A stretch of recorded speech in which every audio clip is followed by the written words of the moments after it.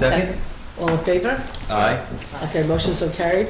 We're here for the purposes of continuing a public hearing on a local law to establish weight limits of, on Old Mill, Waring Lane, and Lent Drive for weight limits not to exceed 10,000 pounds. And I would just like to say that I'd like to thank, the board would like to thank the public for coming out last week and for the comments that were made. And we took the comments back and we amended the law based on the input from the public. And we're continuing it to see if anybody wants to say anything else. And anybody from the public like to speak? I'm not here for you. For this. Okay. Okay, so we'll wait just a little bit. That's fine.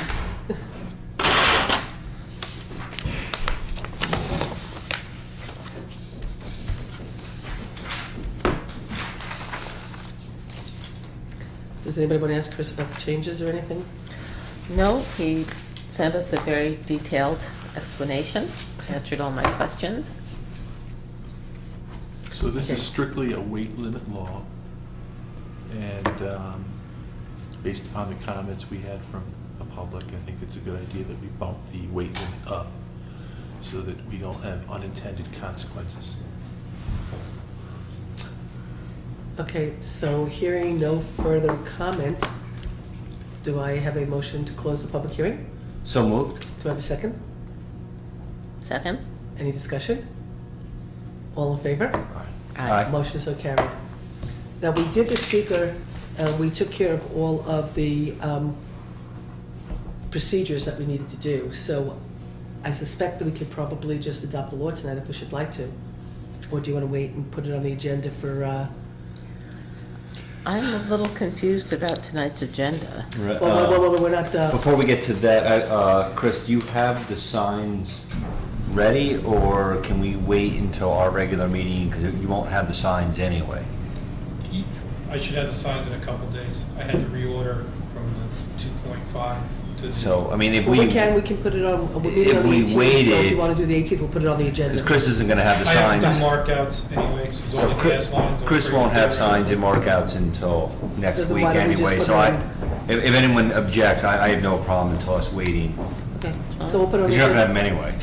No. Yeah. So we'll wait till, for the agenda for the 18th, and we'll, for the 18th, and we'll do that, okay? Very good. Okay, so do I, We closed, we closed the Closed, public right? hearing, and so we're done for now, and We'll wait for the joint meeting. we'll wait for the joint meeting to start. so make a motion, we, Get out of the town board portion of the meeting. Do I have a so second? moved. Do I have a second? Wait, they're moving. To get out of our town We're in. portion. The town We're portion meeting closing the is town. closing the town board public hearing. Sorry. Nope, we're all Oh, we done. did close the public hearing. Yeah, we closed the public hearing, so we're Now closing our we're meeting. closing the, second, Kevin, all in favor? Aye. Motion so carried. Aye. Okay. It's back, the village hall is back to you guys. But we just did a little town business. Where's- Regarding some code revisions about the Historic Preservation Committee. We have some proposed changes. Sally, I think you said that we're waiting on some comments in return from the commission. When we met last time, Okay, I can't remember whose committee this is, so I It's apologize. Ariane. Okay, so Ariane, please.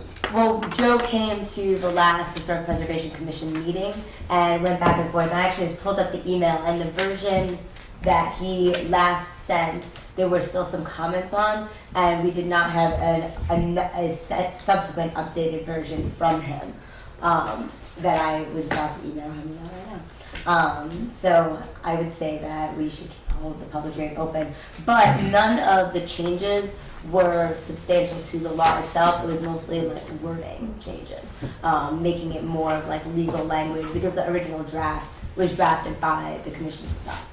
How much time do you think they need? I mean, our next meeting is The next ne- week. Well, so- the next meeting Wait, is next Monday. week? The next Historic Preservation Commission meeting is Monday. So Okay. at that meeting, there could be a consensus made that. So should we And hold the you can public put it- hear open you to can put it on next? the agenda Is it next next week? Wednesday. Next Yeah, Wednesday or the next one Wednesday. after? I don't know if they need more time than that. I mean, we can just I hold it don't. open. I don't imagine that they will, because there was Alright. a lot. There was a lot of back and forth in email, and the last version that Joe sent out is the version that we're looking at. So we can have the hearing, but we can't act on it Exactly. Right. until we have their comments. So I guess I'll move to hold the public, unless there's someone here to speak to this. No, it's routine. I'll move to hold the public hearing open until our next meeting. Second. All in favor? Aye. And let's start with the pledge this time. Could you all please rise for the pledge of allegiance? Pledge allegiance to the flag of the United States of America and to the republic for which it stands, one nation, under God, indivisible, with liberty and justice for all. So as you heard, we'll be having a brief joint meeting beforehand, before the rest of our village meeting. So I'd like to move to add 3 items to that agenda. 1, a discussion of the IMA regarding the master plan. 2, an update on the rescue squad from the supervisor. And 3rd, an update on Memorial Pool, I guess, from the superintendent of highways and the supervisor both. Is there anything else to be added to the agenda? Yes, there's the letter from Ms. Yvette. For joint meeting or No, village? no, Yeah, sorry. village only we'll deal Right. with after We'll this. deal with village only Yeah, later. after Yes, this. I'll yeah. move to second your, Okay, any other discussion? All in favor? Aye. So, let's get to, knock the easy stuff out of the way. You I want to was just gonna start say, with if we do the those rescue easy, squad but and since our just- last meeting? Yeah, just very, very quickly, as everybody knows, for the moment, we pay for the rescue squad out of the aid fund for about $145,000. The rescue squad asked for an additional 50 grand. The town board, is putting, we'd like to add to another agenda later down the road, how we fund the rescue squad and the possibility of going back to joint funding. But for the time being, what the board did do after the meeting with the rescue squad was we authorized taking $25,000 out of the B fund for the 50,000 with the hope that the village board, when you go through your budget process, either starting in January would prorate and pay come up with maybe 7,000 to prorate, before and then put in the 15,000 in your next budget. But we did authorize 25,000 out of the B fund, out of the 50 grand. So that's what we did, okay? And So that's that. that's that Well, on that. except that was subject to actually getting a budget from the rescue squad. Remember, they said, I think Ariana requested a copy of their budget. I did. And okay, I'm Sally. So we were, I think today, we received, it's a draft, but it's not an actual budget. And so I think that a lot of nonprofits, maybe they're better at what they do than in actually going through their books and putting together budgets and stuff. So they actually have quite a significant dollar amount of cash assets, which I'm not sure they understood they had.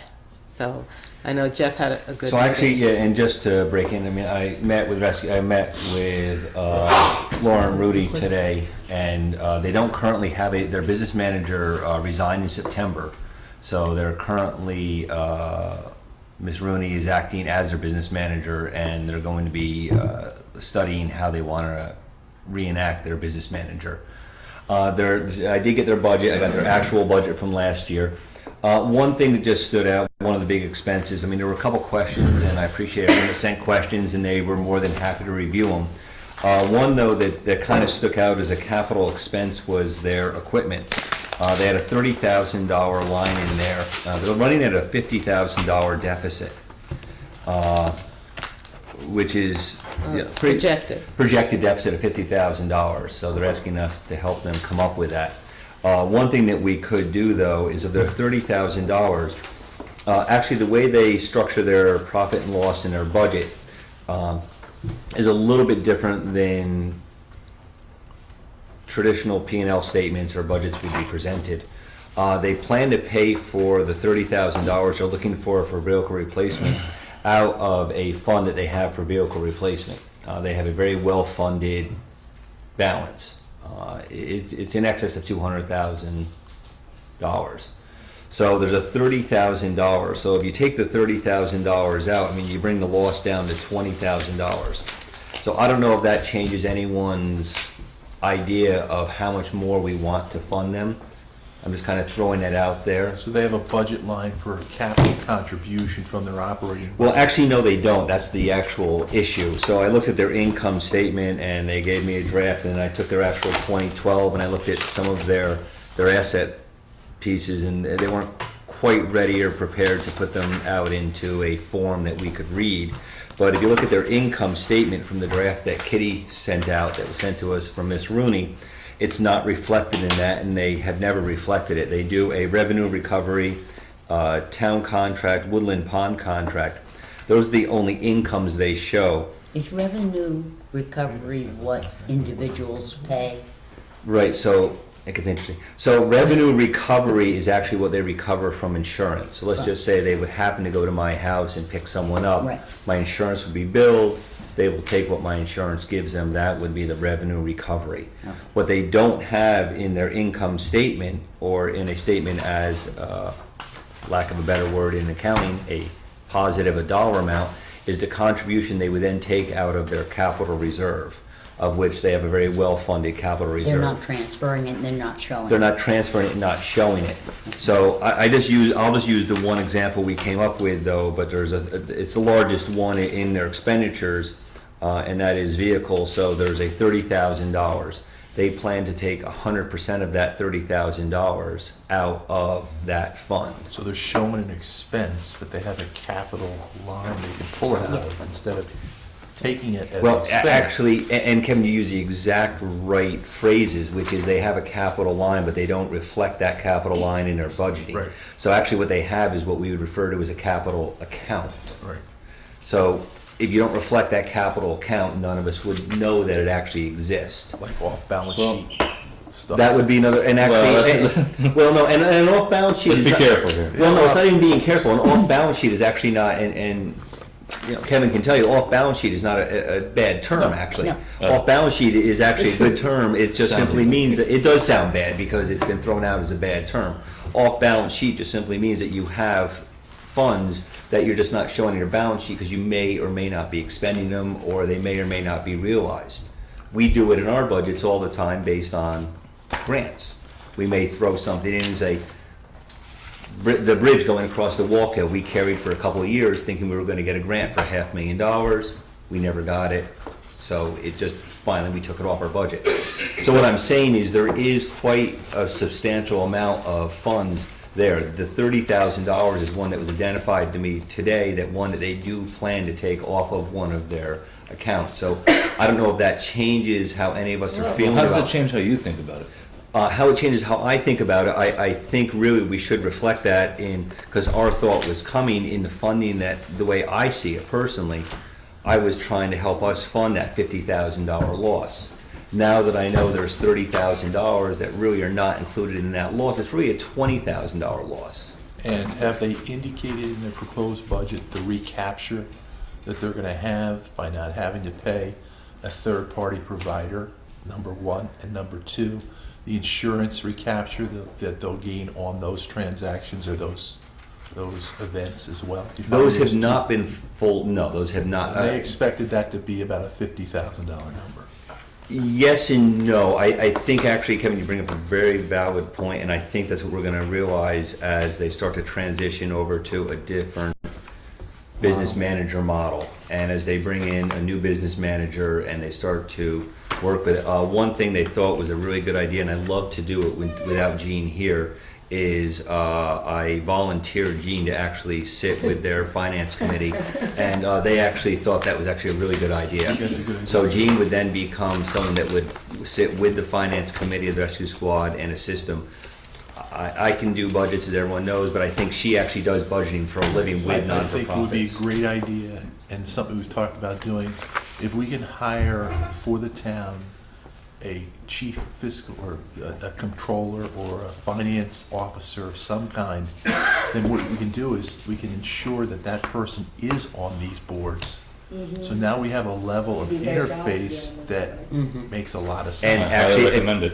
And Yeah. Kevin actually has a very valid point. We were discussing it, and actually, like I was looking at their health benefits. They have 5 people on. They're they do an excellent job of controlling their health care benefits. They only have 5 people on health care benefits. They're very careful about not filling that up. They're very careful about who gets benefits, whether it's personal or family. So they do control that, but a question comes up, and this would be something beyond us, is could they benefit by being under our plan? Could we move those people potentially? Is it legal? That would be something, probably. Yes, it is. And there's a good answer. So, and I said, I honestly didn't know, but we might be able to reduce their actual healthcare costs because it's a pretty substantial line, as How we all many know. employees do they have? Right now, if you look, they have, right now they have 3 full-time medics. They have a chief and a business manager. They're looking to go to 5 full-time medics, 2 part-time EMTs, a chief, and 2 part-time business And managers. that gives them 24-hour coverage, doesn't it? Yes, it gives them 24, 365 coverage. And the 50,000 that's- that they're requesting was specifically so they could have the second So they could shift have of the second shift of come somebody in, who's so they would have paramedic. and again, second shift is relative. $90,000 per person. Well, you kind of do the math, Depends on the and salary and benefits package. Well, if they're talking about 50,000. so to actually, cover- their benefit package, it's a good question, is their salary, if you look at their actual from 2012, and then you go to 2013, you're looking at about $142,000 increase in Right. salary, which is substantial. So part of that, about 44,000 of that would be the salary for the new, plus benefits about 10,000. I mean, their salary line for next year is Then you're- $463,000. You're looking at $500,000 if you roll it out. Absolutely. It's a very serious salary line. It's a very substantial, so you're absolutely right, salary. So you're looking at also the 2 part-time EMTs and also the splitting of. I had the, asked for 2013, but it didn't come. Well, 2013, they have partials. They haven't closed 2013. No, but they would have a, They haven't, it's 2012, it's not Probably have filed to yet with just multiply by the quarter. Jeff, why don't state. we get Jean on? Absolutely. I've already volunteered her and pretty much guaranteed. So I think if Jason asked a very valid question, it changes my thinking in the part that I think our contribution could be reduced, and I'll take it as a joint, at least $30,000. And it is very safe, Susan, because that would be the vehicle recovery cost. Because they're looking to purchase a vehicle. They've already know the money is coming out of their vehicle expense. They just failed to reflect it in the budget they presented to us. I mean, I know this was supposed to be quick, so I mean, in Yeah, some sense, we please. weren't planning on Yeah. spending all the time discussing this. I was just doing an update of what we Yeah, decided no. to do, Right, but we've got new No, I information. understand that, but again, the vehicle recovery, you're confusing me because the $50,000 that they specifically requested was so they could put on an extra, I'm with you. person 24/7 to have, 2 fleets that go out to this community. And so however they're handling their vehicle recovery, to me, is like a completely separate issue. And I agree with you, but I think Kevin's actually got it. So let me see if I explained it correctly and have Kevin float it. I think he's going to explain it correctly. Well, I think you're just driving further efficiency is what you're doing for the town and the village. So I appreciate that. So I understand exactly what you just said. I think we should not take up much more of the joint board's time, but we should sit down with Jean and them and work through the numbers again and maybe do that. Is Jean available? Or Well, she's home by email. and But all she this can kind of stuff. probably So- review this stuff, Yeah. and we can have, Well, you're for- right, we have more I just- information, but now we have to make I decisions. think what happened is that in sitting down with Jeff, somebody who's really familiar with budgets, and they've lost their business manager, and now they want to have 2 part-time business managers. I don't think when they came to that $50,000 deficit, I think they thought that was because they wanted to hire a new medic, but they didn't realize that they actually have funds allocated for their vehicle replacement. So if they had just had more people looking at how their budgeting works, I think that they would have come to us with a request for $20,000. So actually, no, and just so you know, that's exactly right. So Susan, I hear what you're saying, No, well, and no, that's what Sal is. Okay. The bottom line on it is I apologize for using the term vehicle replacement. Pretend vehicle Well- replacement's not in it. If this budget was submitted in a form that Jean would approve of, Okay. the $30,000 would have been shown in the Okay. income. Well, let's talk about that a Yeah. little bit, for purposes of tonight, because Yeah. what the village is gonna do can be discussed at another meeting. We have our budget meeting on the 18th, to continue, so Yeah. we can make a determination now. The only thing I do wanna say, in terms of all of this, is I can't agree in that sense that they'd come and ask for less, only because at the town gal meeting, 2 meetings ago, when they talked about the need for money, they said they actually wanted 150,000, but they would take whatever, but the 50,000 was the immediate thing because of the fact that they wanted to have the 2 full-time shifts. And so they were asking the boards for 50, but they really wanted 150 in order to meet their needs. So this needs to be a bigger discussion outside of this conversation. They never mentioned that to me, and But they I don't discussed it. think, I don't think they understood fully what their cash assets are. I don't And know now, if I- I So- don't think so the should we- folks understood what Folks, their if I could interrupt briefly, I think, it's 8 o'clock. Yeah. We have a full Yes, agenda, so if we yes. could, Yep. if that's enough Absolutely. update, Jason? thank you. That's all, I will, that's my update. It's good to know the new What information. I'd like to suggest is something that came up at the last meeting, and I think what Jeff is saying would indicate we really should do it. And that is to take it away from the board table, put it into a committee like we did. Moriella, Ariana, and I volunteered for the village, whoever's on the town, and sit down and get all of this straightened out, including talking to Woodland Pond and talking to the college, because the college is 15% of the demand. And I think if you're going to have, as Ariana shared with us, RAs being told they must call the rescue squad, I think the community cannot bear that kind of cost. I think it's unfair. So I'd like to suggest we formalize the idea that came up last week of a subcommittee, joint subcommittee, and explore all of this and come up with recommendations. I like that, and I think we should meet with college officials on that very policy. We talked about this at town gown this morning, in fact. Does this require action on the part of both boards? Well, if you want to formalize it and make us work, yes.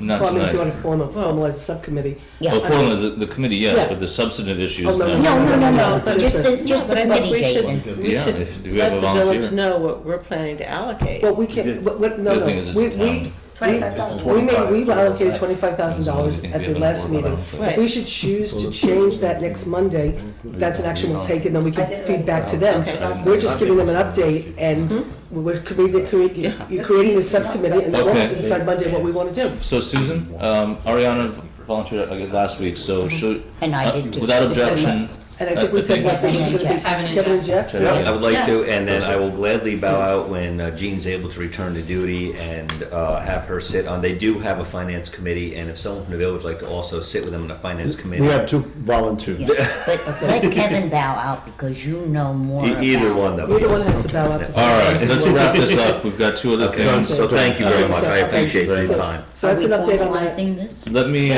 me ask one question, because this may last quite a while with the contract. Just in case, is there anyone here, and I'm just going to insert this, and anyone here who needs public comment to be heard by both the town and village boards? Because the village will have our own once the town leaves. So if you wouldn't mind being patient, if it's a village-only issue, you can wait till then. But if it's a joint issue, please, yeah, Michael. Yeah, when it's available, it wouldn't hurt if the town board was here. I have a couple things that are relevant to both boards. Can we just do the Moriello pool first, and Take then? care of your business, that's fine. Okay, yes, Just thank if- you. yeah, I just wanted to be, I didn't want, in case someone was When is waiting. your next Just Village Board meeting, please? Next Wednesday.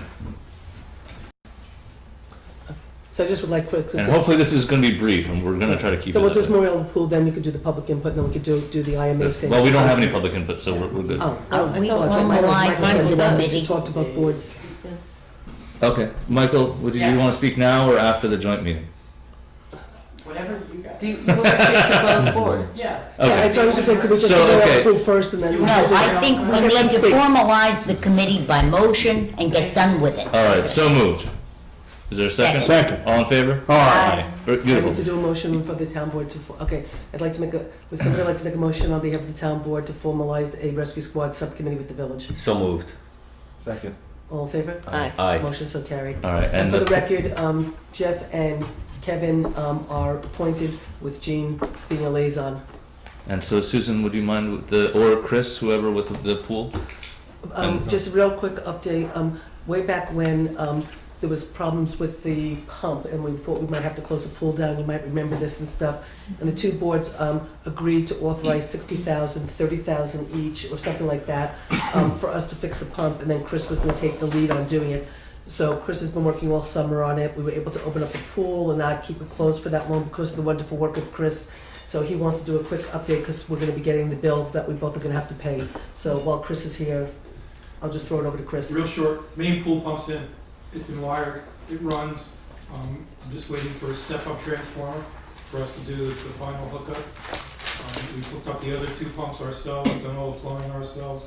It looks like we're gonna come in probably about $8,100 under budget, what was Great. originally done. The bill that we have from Roberto Pool is $51,900. The pump's rather impressive looking. It's about the size of a truck. So, and it worked out because we were down to one pump toward the end of the season. We were just barely making it. So you'll send us the bill? Yeah. We'll go send the bill after you get I have started the with it. invoice from them already, which Yeah, we've turned in. but you still have a little bit more work to do that. Yeah, So, the 50, I'm estimating about $5,000 more road work. The transformers, $2,000 to bring us up to 480 volts, which would be more economical than the 208. And a little bit for the electrician. So, I mean, we'll probably come under 5,000, but that's a high estimate. Thank you. Thanks, Chris. Thank you, Chris. All right, Michael, because the next thing in the consulting agreement may take a little bit more time. Okay, thanks. Michael Zeeler, New Paltz. Two items, actually. The rescue squad is one. I think all of it, what you all are doing is valuable in terms of sitting out to meet with them. Just make sure that you know, I know that the chief is also interested in trying to make inroads into seeing how the college and Woodland Pond might be able to pay their share. The thing I wanted to speak about, though, was a number of years ago when I was on the board, I was also dealing with the rescue squad budget, and at that time it was shared. There's some complexities in doing it, and I personally think that going to a call count and trying to divide that up is a rather arbitrary and not necessarily a particularly good way to do this. And I would argue that as you go through this, that you consider keeping this as a town line item exclusive of the village, and that if there is, and I don't know exactly what the discrepancy is in terms of what village residents pay in town taxes versus what residents outside the village pay in town taxes. But if there is an inequity in there, there might be another way to do it other than to do it through call counts, which I think is, the formulas that I came up with were not simple. It wasn't simply a matter of calls. And if you have heavy users like Woodland Pond or the college, I think, as Sally indicated, it's worth trying to deal with those independently. I know the chief is interested in trying to work something out with the college, and so no details there, but I would just urge you to reconsider whether or not going to having the village contribute some portion, whatever it is. The reality is that the calls are probably about 50-50, but it's really kind of an arbitrary idea. What are you going to arbitrarily say the highway calls are the town? The other point to raise is that a previous administration in the village did some research into this, and it might be that in fact the town is not legally allowed to use the B fund, or that is, you may be required to use the A fund for ambulance service. And it is worth looking back into that. I don't remember the details, and I talked with the treasurer today, but we couldn't pull up the previous information. So again, just make sure that all of that is legal. I'm sure you get an opinion from the controller. Michael, I could answer one question Yes. briefly, and because it comes up repeatedly. When people hear that the town and village pay different taxes, Right. largely that's because the value of the village is much less than the value of the town. So in the system, unfortunately based on property taxes, if you own a $10,000 building in the village and a $1 million building in the town, the $1 million building pays more.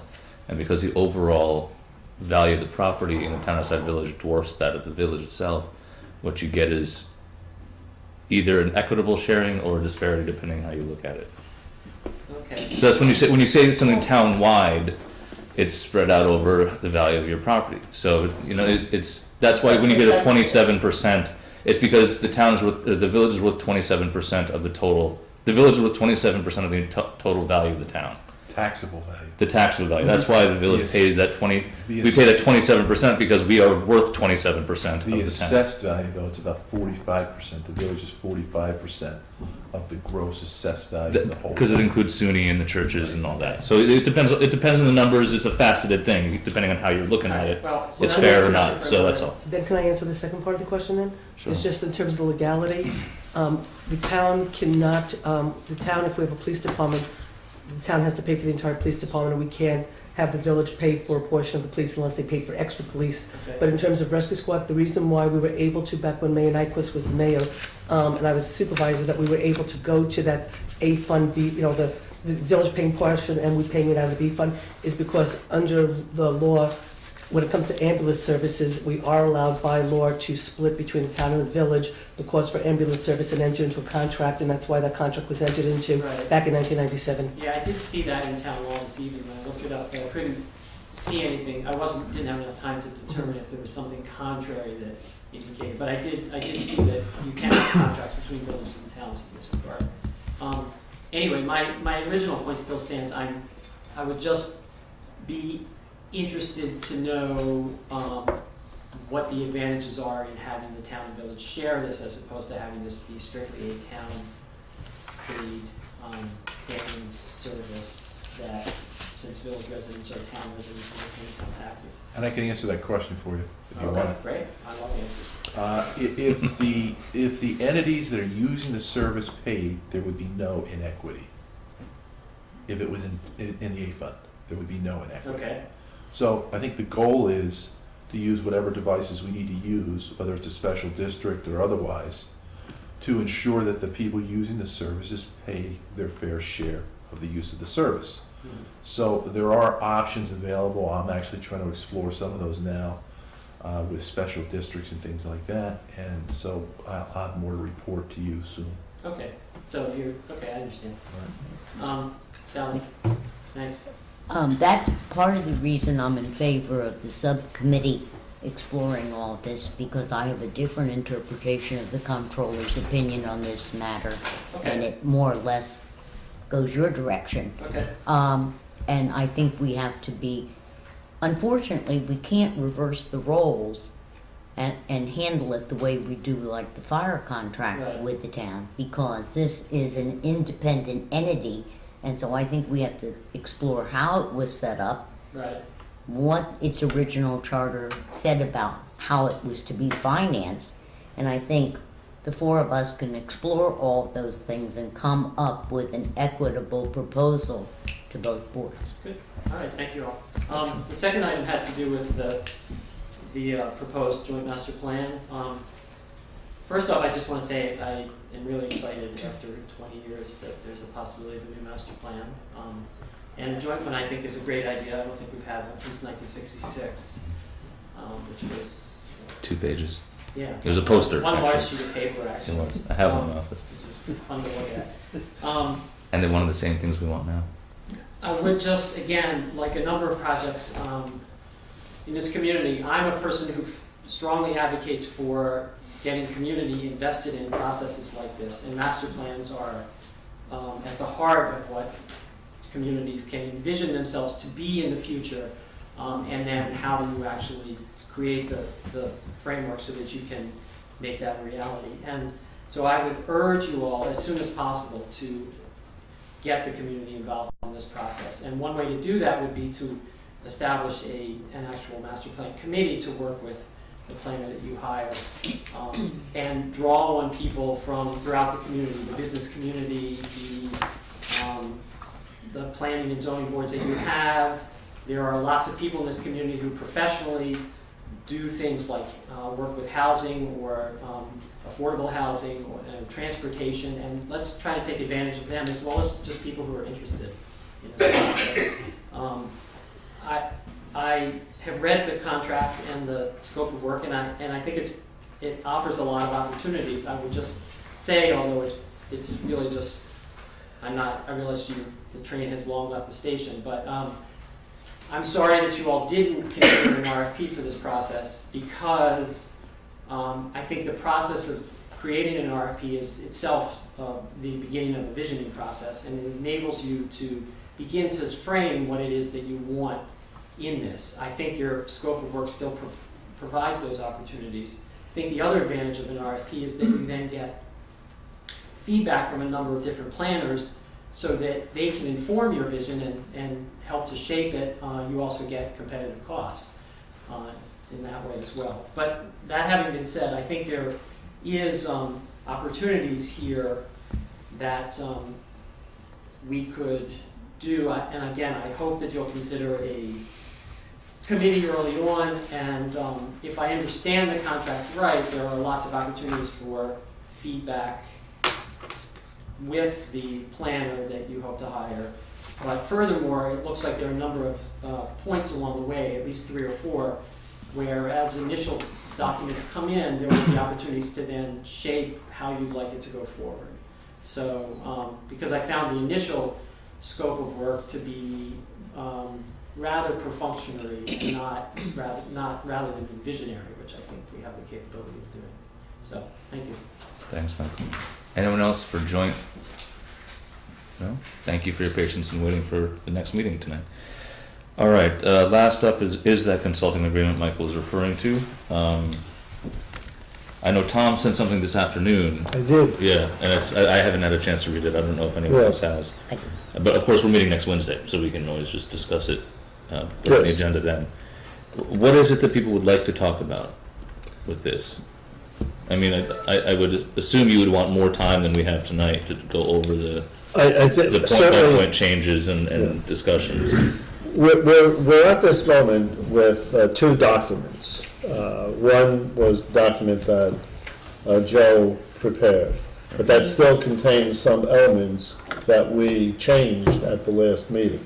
For example, Joe's document still suggests a bi-weekly payments, which we all suggested was not in our interest, and that we don't function that way at the village. And we discussed having the town build a village, Right. and you guys take it. And the other issue, if I remember right, was insurance clause, which Yes. I know Nancy has not, I spoke to Nancy yesterday, and she still has not gotten a clear answer. I've from spoken with the insurance agent at her suggestion. Oh, you did, great. Yeah, I did not speak with the agent, of course, at the town. I only spoke to the village agent.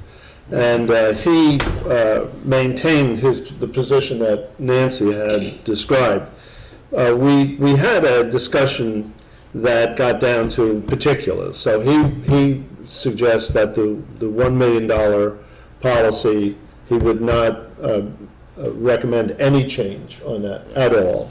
And that is completely acceptable to the consultant anyhow. He did say that there was flexibility, or there could be flexibility on the automobile policy. And I called to his attention that we have other consulting agreements in which that's not mentioned. And in particular, I got from Nancy the agreement that we had with our attorney, Joe Ariel. There's no mention whatsoever of any automobile insurance. There's also not any mention in there of any workman's comp insurance. But he strongly suggested that we maintain the workman's comp item in an agreement. Did he suggest that all the things that he and Nancy discussed that you talked There are about? three Did he items that suggest we- that? I mean, sorry for inside game here. Yeah. But was his points that these are things that are in the fiduciary interest of the village that we should be putting in all of our contracts going forward, or was it he was looking at this? Yeah, He's saying you guys have been doing it a little lax, and we need to tighten up the ship a little bit. We didn't get Or was it into such particular detail. to how this consultant might work. He was talking about this, but he was also, because I caused him to, reflect on other agreements Right. that we have.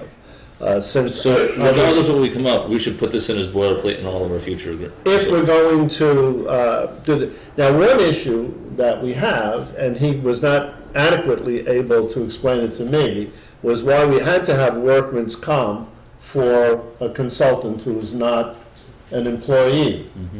And I still do not understand I know the why it's essential.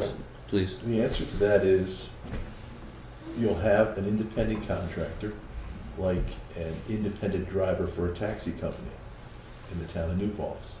They sign an independent contractor agreement, then they get in an automobile accident with a cab. And so now they don't have an income stream. So what they do is they'll file a claim with the Workers' Compensation Board. And the Workers' Compensation Board looks at these cases differently than strictly an employer-employee consulting agreement looks at it.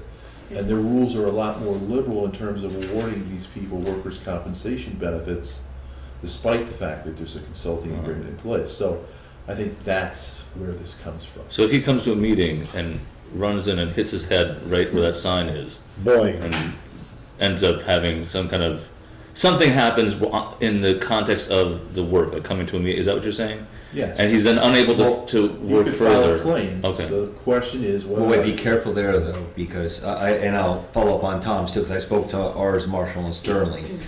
In the Same case of, company, different people. in case of coming here and banging his head, he would be covered as the same as any individual coming here.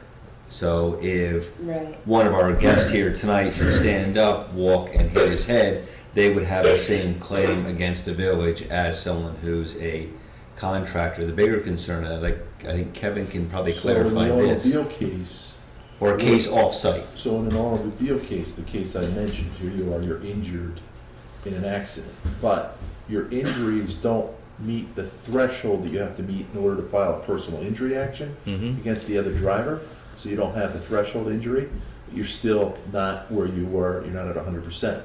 So instead of recovering under the insurance policy that you would recover here if you bang your head, let's say he bangs his head and doesn't have a threshold injury, then he might file a claim for workers' compensation because he doesn't have the other liability Right. insurance to look to. So you're right. I'm a little confused from the perspective of if the village insurance agency is saying he should have workers' comp, okay, and if he hurts himself, but it's not in working on our project or working on behalf of our community, because he's got the workers' comp, he can file a claim regardless, because now he can't perform work. If he and so has he's his losing own his- workers' comp, he uses his own policy. So the real question is, how much would his own policy cost him? That's really the question. But I mean, isn't there your agent saying he should get his own policy? He's not saying He's that saying the town that, and village should carry him under workers' comp. No, he's not at all saying No. that the Right, village, so- no. so No. what you do is by having him carry the policy, you will avoid this whole issue I just described. But wait a second, time out, because I don't understand. If somebody here tonight bangs their head, Not just anybody. Someone in the employ of some form of the government. But think about this too, because if it was a firm we hired instead of an individual freelance planner, the firm would have workers' comp Yes. covering their no, I employees. So understand that's that. all. I'm That's all. just the trying to say, difference when is, Kevin used the example that if somebody here tonight banged their head, the village would have a liability. No, I meant Kurt specifically walking in here and No, I getting. know, I understand, but that's what we're trying to make that, like, why if somebody sitting here bangs their head tonight and the village has to compensate them, and Kurt bangs his head and the village has to compensate him, why does Kurt have to carry workers' comp versus nobody Because sitting? you want his policy to insure him, and not the village's policy. But we don't require Because that when- of other when it- consultants. That's When a claim is To date. paid, it affects your premiums in a big way. Yeah. Now, what's interesting though, and again, in speaking to the insurance, This is is one. not a new, this Yeah. is not a new No, thought. well, and the same, I had the same answer. One is the $1 million in the errors and omission is not an issue, and it's not an expensive policy for a contractor to get. And it is suggested we maintain that. The automobile, it was suggested that we just simply have the town and village of New Paltz added as a rider to his automobile insurance, what is current under New York state law, I believe, and Kevin, help me, I believe it's $500,000 right now, is the minimum you're allowed, or 300,000? Well, you're talking about for basic insurance? Yeah, so. 100, 300. Yeah, 300, so 100, 300. Insurance felt that would probably be fine, just simply have us added as a rider. There is not a charge to that. So then, should he be transporting a village employee or a town employee in his automobile to go somewhere So you're saying, while Jeff, conducting business. you're saying the municipalities should be named as an additional insured on his If we policies. think that's a good idea. He His said, check with your personal attorneys, policy. to his personal policy, there would be, or anyone, any contractor that you get.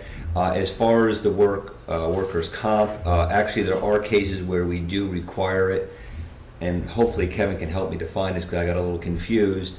I'm gonna use the example, and I was given the example of a few years ago, many years ago, when I first got on, we were drilling some wells or something, and an issue came up over them having workers' comp, and the person we had hired had never provided us proof of workers' comp.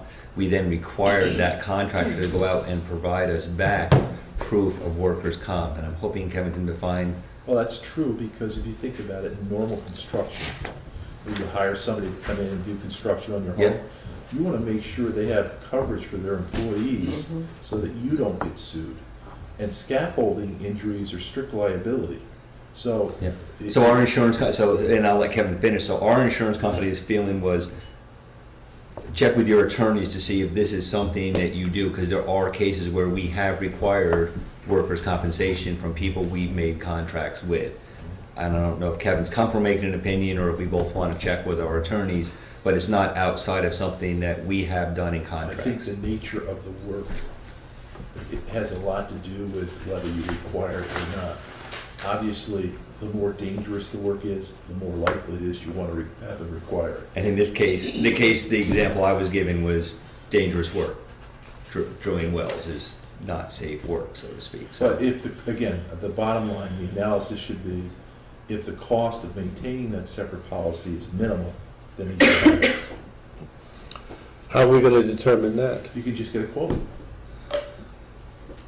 This is for the workers' comp? Workers' comp for a consultant that's doing planning work. The premium's gotta be very low because the propensity for an injury can't be that high. So we have a couple things that are lawyers and insurance agents need to clear up. and Well, get on the actually, I same think page the about, insurance yeah? have kind of cleared up. If Joe, and Marshall and Sterling, two reps, can I think get on the actually same Joe, page. I we'll think be Joe fine. and Joe are actually the ones that need to kind of help guide us on this, because the insurance was kind of, at least in And they're speaking in the to same Stubbs, they were kind Company, of. they can just talk to each other. No. Well, but, I mean, I'm just, again, I'm just a little perplexed only because when I talked to Bob earlier on, it's Bob Stubbs, Yep. after we had gotten the opinion from Nancy. Nancy, when I talked to Bob, his original take was, yeah, the $1 million, blah, blah, blah. Yep. But then when we talked about it for a little while, he said, well, there's really no liability. He's a planner. He's not, he's not putting the town and village at risk because we don't have to adopt his plan. And it's not until we choose to start making it into zoning law that we have any kind of quote liability. So Bob had said he really saw no reason for there to be insurance for the moment. Then Joe Moriello, when he did the original draft agreement, he never put the insurance in because he had the same feeling that the kind of work that's being done does not put the town at risk in any way that there would be need for insurance. Then I had Joe Moriello talk with Kevin, they discussed it. And so then where we had left it last was that we'd let Bob Stubbs and the, Give us an opinion. from Marshall and Sterling They were supposed to talk. talk to Give us your a opinion. Marshall and Sterling person, and I had emailed after our last meeting Thursday, on Friday, I emailed Bob Stubbs and said, can you please follow up with the village? Peter Carr. With the village guy. I forwarded actually the email from Nancy that had Peter Carr's Yes. opinion, and said, could you follow up with him, and could you put in writing back to the two, back to us, something that we could have for our meeting? I cannot confirm that they've spoken. We need So- a- Yeah, So- that's a tough one. I mean, we've got the village attorney, the village chief fiscal officer, and our insurance agent are still on the exact same page about what we need in the contract. I mean, it's gonna be really tough for me to move until they do.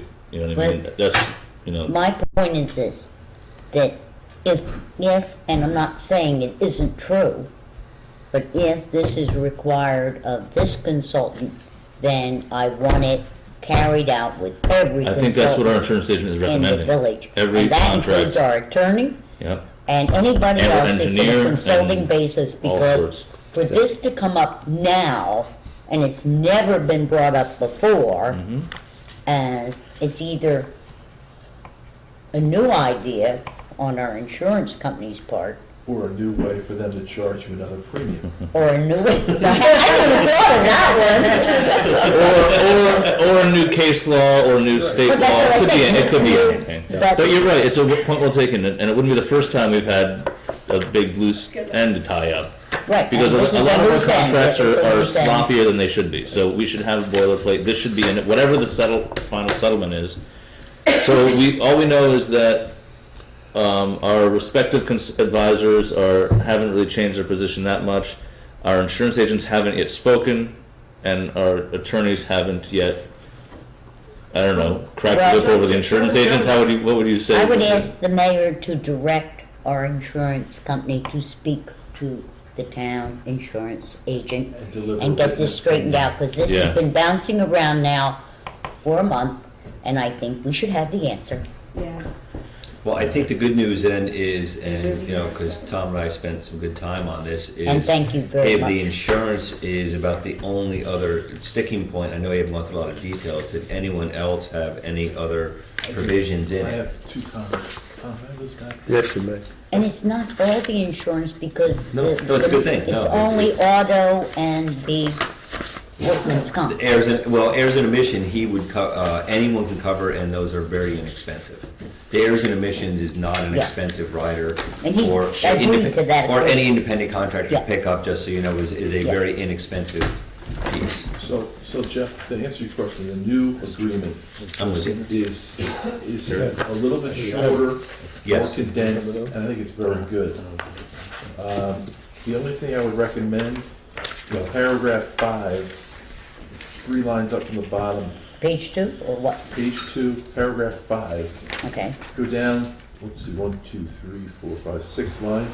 This is terms and early termination? Yeah. It Okay. says if one municipality, but not the other, terminates this agreement, see that? Yep.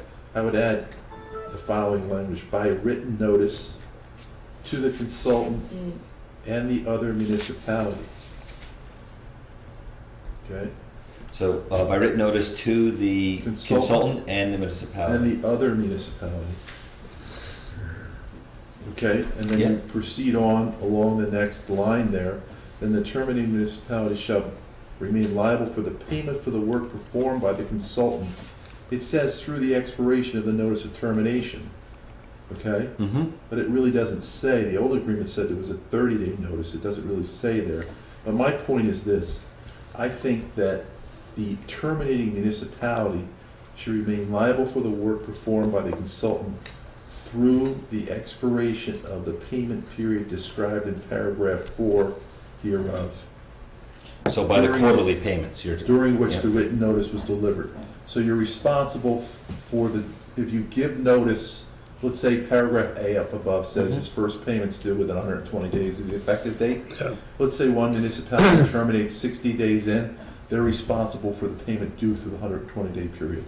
And the same would apply for each category. I think that's fair. That's a good catch. So are we, well, Thank you, Kevin. because we've got 2 versions of this. Yes, we do. And it is now, 826. all right, 8:25. But I want to call everybody's attention to a highlighted item on page 3. Not about the workman's comp, obviously, we've already discussed that. What But number? Are you in under contract 9, yourself? general The provisions. exclusion stuff? On the short of, on the This is your version. version. Yeah, this is the latest, late version. Well, this is your, The late breaking, late version. it's changed a lot in some of the fundamentals of the contract. Well, I don't believe it's changed in the essence of the contract. It's more detailed. Well, it's less detailed in some respects and more detailed in The others. exclusion is more. The exclusions are more He's detailed. not really providing us much of anything. Well, he is, well, we can debate that, but You're identifying the cost that he. I insisted that we identify the areas that we do not, and nor would we expect a consultant to provide. So we're not expecting him to, These are all usually expected of planning consultants, with no exceptions in my 10 years of government. Except in our case.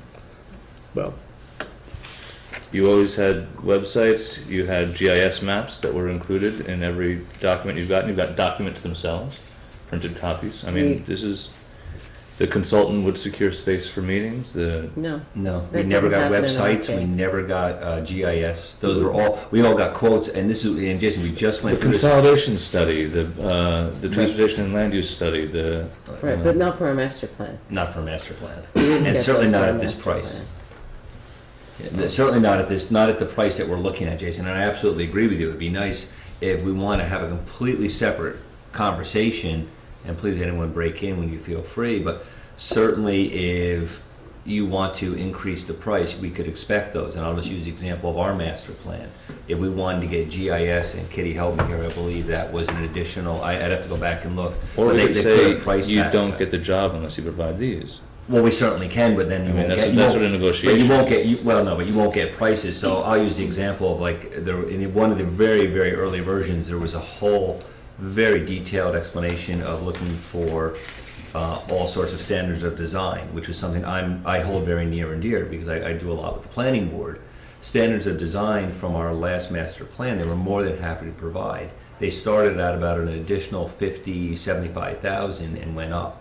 You do not get those in a master plan, and I have a 300 and, how many page? 350 page, we have it So on the. with no standards So of design. who is doing this? And That what would are the be- costs? So this is an additional cost to the taxpayer on top of this, because Well, we need, absolutely, this would be and what, what's the budget this for would be this? what this Mike just spoke about. because is- we'll need to budget more money than Oh, we're absolutely. paying. That's Oh, what I'm saying. absolutely. You know, So what's the final cost of I'm- it? Wait, I'm wait, not wait, convinced we that- just, Yeah. moments ago you mentioned that we had a master plan, Right. from a joint master plan that was 2 pages long. In 1966. And we had the extant master plan is shorter than the contract that we originally drew up for the consultant. It's an inch thick. The The current master plan is an inch thick. Well, And it's very You know, outdated. no, that is no question. The reason we're doing this is because it's totally outdated. It's No one's arguing, no 19 one's arguing that. Nobody's arguing that. No. It's 19 and a half years old. Yeah. But it's not as though we have to reinvent the wheel, everybody. We have an awful lot, as you pointed out, Jason, a couple of meetings ago. We have the land use study, which has never been properly addressed by governmental bodies. All of that material to feed in. We have the update that you and your committee did. We have, We have a prior update, or we have a prior partial Right. attempt. right, That we Ruth have L. our gathered. master Yeah, plan, Ruth which L. may and be some other outdated, people. but the premises are there. The town has theirs, That's right. and we have a GIS budgeted in our budget to buy for the village. No, GIS is a type of software. It's not an object. Well, we have it in the budget. The county has, you go to the county GIS mapping website all the time, that data Yes. exists. Master plans usually have maps, is all I'm saying. And we're not gonna. Well, Let's step back for a We made second. aerial maps last year. Right, Let's step back for a we've second. got tons of maps from the one that we paid for. to And none of this is what I'm talking about. The but- only real issue I have is with number 7, securing meeting space for public hearings, workshops, stakeholder meetings, or similar events. I just think if somebody is organizing any kind of community charrette or outreach or anything along those lines, even if say I'm calling the clerk to say, is this room free, and she's saying yes, I mean, she's involved and she's the one physically securing the space in our calendar, it's still my phone call to make. Yes, it is, and it would be his phone call. Well, under this. but not according to this. Well, then because she would number- change the language. Okay, that's what I'm saying, Yeah. I mean, I think if there's a space that needs to be paid Well, for, that's all he's that's a talking, different that's thing. all he's talking, he and I are only talking about what he's not responsible for paying for. So we're not expecting him to go out and pay for a building to hold Rather, a we're charrette. responsible for paying. Well, that's I what I'm saying. think that's what C we should- need, shall not Letter pay C should for. say consultant shall not be responsible for funding the following. All right, so Or let's funding, change whatever. Well, that. let's take a step Okay, back, that's- because we'll be here for 3-4 hours if we go through this. Correct. Every issue. Our attorney hasn't weighed in, I'm sure your attorney hasn't weighed in, we just got this. I guess, to take a step back, what do people want to get out of this conversation? I want an agreement instead of 10 drafts. I want to act on this and get going on it.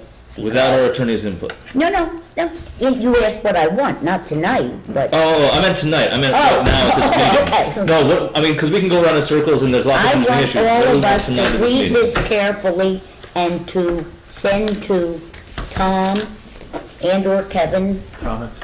okay, Jeff. your Actually, comments, send it to myself and questions. So Tom. that next Yeah. Wednesday night, we have the insurance resolved, we have Joe Moriella's view, we have Joe Ariel's view, Insurance we view. have Kurt Lavala's agreement, and we can vote yes on this. All right. So what I'm going to do, Tom, and I will make the changes to, that Kevin caught, so thank you, Kevin, to number 5, and also Ariana, Roman numeral 7, and also I'll go through and read it a little closer and make sure the definitions show that he does have the consultant, he or she will have responsibility, but they shall not be paying for them. So it's also a good catch. Kevin will continue to work with our attorney and with Bob Stubbs and Marshall and Sterling and your person there, Peter Carr. Peter, and then we get that defined. And I think then we should all be able to get something nailed down very quickly. But is there any other thing meaningful in here that anyone sees like right off the bat that they would like thrown at our attorneys? I would like to thank Jeff and Tom and have it noted in the minutes, all of the time and effort that they have made to bring this to a conclusion. And I'm also going to ask the clerk and the mayor if we may invite the town board back for 5 minutes, but we know that means a half hour. Next Wednesday night, we are meeting next Wednesday night for the purposes of agreeing on this. I may just note that the auditors are coming next week. So I don't know if you want to move the town later. I don't. Well, it's your before preference, you your get board. before you get there, Katie, we don't know if it'll be ready for approval next week because we don't know how fast Joe Moriello and Joe Ariel are going to see How this. about we do something new and different? What's that? Instead of saying we don't know, we say we will have it. It doesn't work that way. Well, yes, it does, if you want it. And I like that too. I mean, Kevin being an attorney, Kevin, if I call you as your client, I tell you, I need this by, If you're paying me, you get it done. It depends on how many other things you've asked them to provide leading up to that. That's the other thing too. That's true, but I think we can get it done. Because our agendas are that's less than 48 hours. I mean, so I just wanna for meaningful changes. These aren't big changes. I have some, Tom's new contract are huge changes. I saw it. Yeah. we have Tom's changes I like too. And I think they're not as meaningful, and I'm just using Kevin just because he's an attorney. I don't think they're that meaningful. I think that, and I have them on mine right now as redlined. I think the attorneys can turn this around a lot quicker than you would anticipate. I don't know Joe's, Ariel's schedule. I know Joe Moriello is willing to turn this around very quickly. I spoke to Joe, and this is something he can get to us ASAP. We can add. I don't know Joe Ariel's We can add schedule. it. We can add it to in the interest of brevity. We can add it, and if we don't use it, we don't use it. You know, if we're ready, we're ready. If we're not, we're not. Okay, but can, Sally's motion, where she made the motion to invite us, is the same confusion as what you said Yes, at the it last was. meeting. So if you could clarify. Scheduling a joint meeting is So what if you is can happening. clarify your. I don't care what we call it. I'm tired of all the nonsense. Jason asked for clarification, and all I'm asking is so there's not a problem next time. So Jason can call it what he wants to call it. It is a joint meeting. Let's call it what it Okay, is. thank you. That's- G.E. Moore, you know G.E. Moore? I will not be able A to thing be is here, what it is and not another Be my thing. final okay. meeting for town historic preservation. Call a spade a spade. Katie raised know a that. question. 8 o'clock for the town, since the auditors are coming? We also have the public hearing, but that doesn't matter. No one's going to talk. Fairly. Yeah, I mean, we can schedule for 8 if you got to wait a little while 8 o'clock. for auditors to finish. That's you got to wait. So, joint board meeting, Right. All right, it's been moved. Is there a second? second. I will Oh, not. I moved it. I guess I Yeah. I will not be here either. Tom That's moved it. So, I'll move it on behalf of the town board. and I don't want You to, I don't want to, Yeah. I don't want to create confusion. Let me just ask a quick question. We have a meeting on the 21st. Right. We have one on the 18th, we have one One on on the the 21st. 21st, so I just want to know if Ariana and Kitty, well, you'll be there on the 21st. Yeah. Ariana, can you be there on the 21st? No. Okay, I so will be then, out of town. so then we'll just keep, we'll keep next Wednesday and then. Just a second, Ariana, you're not going to be with us next week? No, that's why I had actually requested that our meeting be moved to November 6th instead of the 20th, and we talked about it here at this table. What about the 18th? Can you, are you available the 18th? No, I'm leaving on the 17th and I will be gone until the 23rd. And the 21st is just a day of meetings. So let's just come back. Gateway Yeah, meeting. it's Or fine. we'll just do it next Wednesday. You'll I mean, have people miss quorums meetings. on both sides. Yeah, we can have a All quorum. right, well, all right, let's clean up this. parliamentary doesn't stuff. matter, It's Keith. been moved and seconded. Is there any more discussion on the village end? All in favor? Aye. And I seconded on the town side. Aye. I seconded on the town side. Can Okay. you make it and you make it? Yeah, I made the motion, right? Yeah. Can you make, is that a good date for you though? And that is premised on the final agreement being ready, Yes. Correct. Or at least the next version, if there's other. Okay. No, that will be the final. No, we can, 20th. well, if it's not, we can, We will make it happen. We'll Do it till we get it right. I like you, positive odds. We're gonna make it Okay. happen for the 20th. Yes. So you guys are still voting, yes? So, I can so make we have a motion for the joint town village meeting at 8 o'clock for the, what date? Next Wednesday. Next know, one, what's the date? 20th. 20th. The 20th. Okay, Kevin, you made the motion and Jeff, you seconded it? Yes. Okay, all in favor? Aye. Okay, motion so carried. All right. Is there anything else for the joint board? Will Jean be with us? Hopefully, depends on how she's feeling. She's, Because she's Kitty's not she's okay, but okay. she's in a lot of pain, and it's just a matter of how much medicine. All right. So that's assuming it's ready. Yes. Right, right. Kevin, you and I will have a So I will Kevin, move, you and I will have a discussion. I'm gonna move to adjourn the joint meeting. Yep. Is there a second on the village side? Second. All in favor? Aye. Aye. And I'll move to adjourn the joint meeting for the town. Second. No, yes. All in favor? Aye. Motion so carried. Thanks. Thank you for a brief joint meeting. All right, we've already done the pledge. One is remove bills and claims from the consent agenda, because Rebecca isn't here.